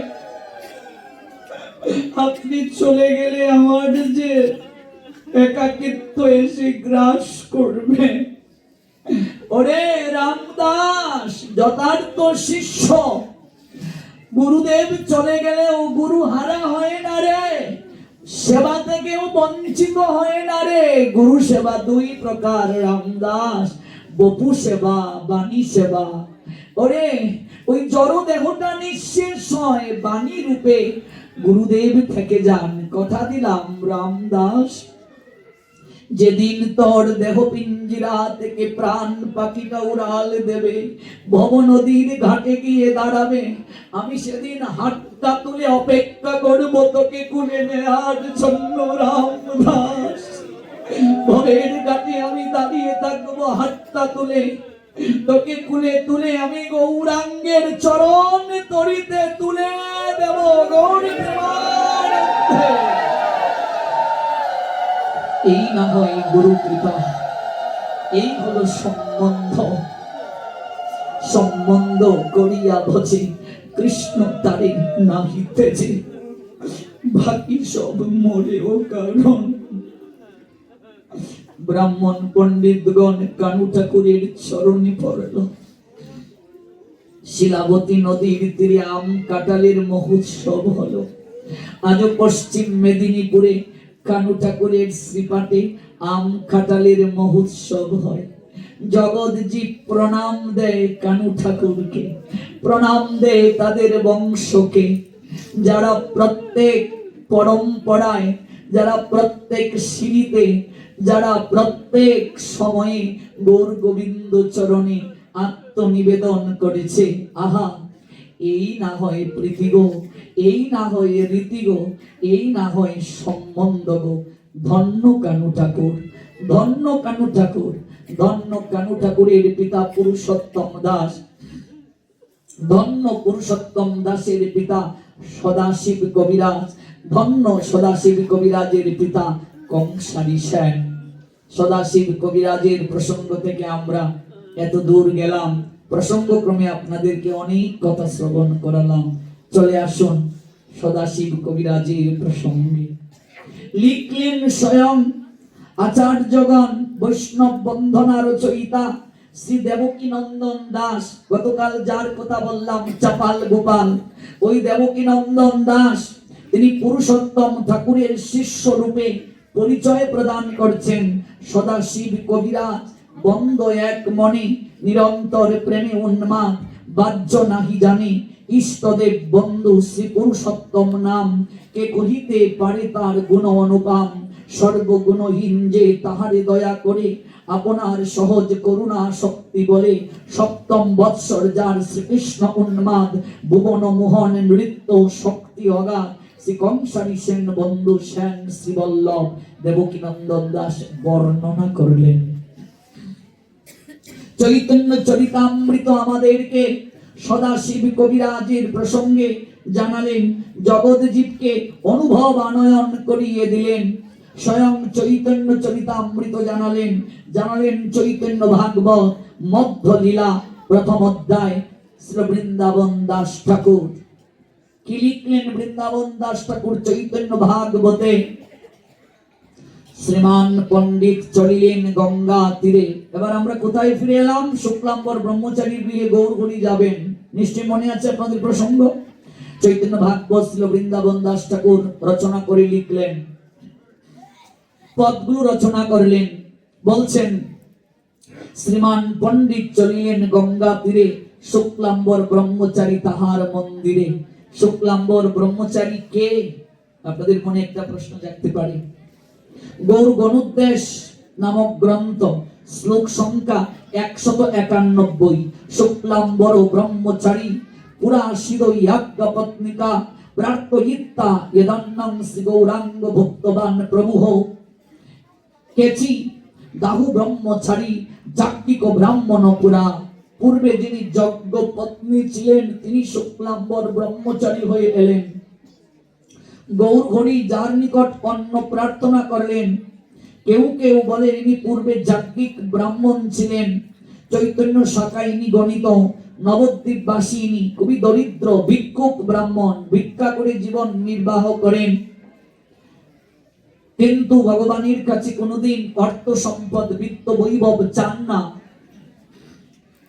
গৌর হরিকে অগাধ ভালোবাসেন। ইচ্ছা গৃহে একদিন আনয়ন করার, একটু সেবা করাবেন, সাহস পান না, দরিদ্র। গৌর হরির সঙ্গে অনেক ভক্তবৃন্দ, কি করে সেবা হবে? গৌর হরি তিনি অন্তর্যামী, ভক্ত আসতে না পারলে কি হয়েছে? ভগবান তো ভক্তের কাছে যেতে পারেন। ভক্ত যতটা ভগবানকে চিন্তন করে, ভাগবত বলছেন ভগবান তার থেকে অধিক চিন্তন করেন ভক্তের।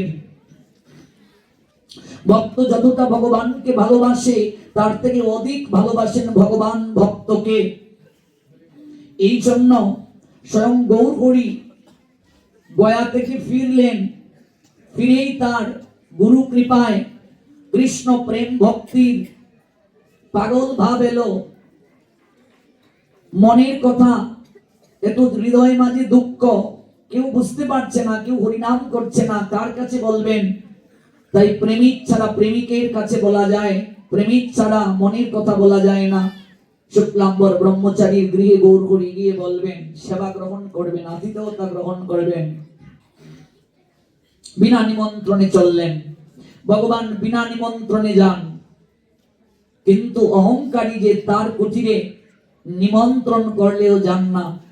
সাধু আপনার গৃহে যাবেন, আপনি যদি আমিষ গ্রহণ করেন, সাধু যদি যান রাত যাপন করেন, ওই দিন অন্তত আপনার সংযম জীবন যাপন করা উচিত। এই দিন অন্তত আপনাকে শুচি থাকা উচিত, পবিত্র থাকা উচিত।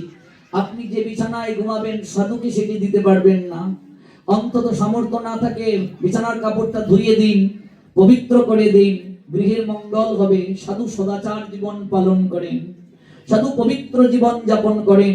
শুক্লাম্বর ব্রহ্মচারী তিনি সাধারণ সাধু নয়, উত্তম অধিকারী সাধু। তার দিকে বিনা নিমন্ত্রণে যাচ্ছেন। কারণ কি? প্রেম আর ভক্তি যার হৃদয়ে আছে, ভগবান সেই প্রেম আর ভক্তি গ্রহণ করার জন্য তার কুটিরে যান, তার নৈকট্যে যান, যেচে যান, ভিক্ষা চান। কই দুর্যোধনের ঘরে তো গেলেন না। দুর্যোধন অট্টালিকায় থাকতে বলল গোবিন্দকে, কত ব্যঞ্জনাদি রন্ধন করালো গোবিন্দকে সেবা দেবে, গেলেন না গোবিন্দ। বলেন কি করে যাব দুর্যোধন? তোমার কাকাশ্রী তো আমায় নিমন্ত্রণ করে রেখেছে, আমি বিদুরের কুটিরে যাব।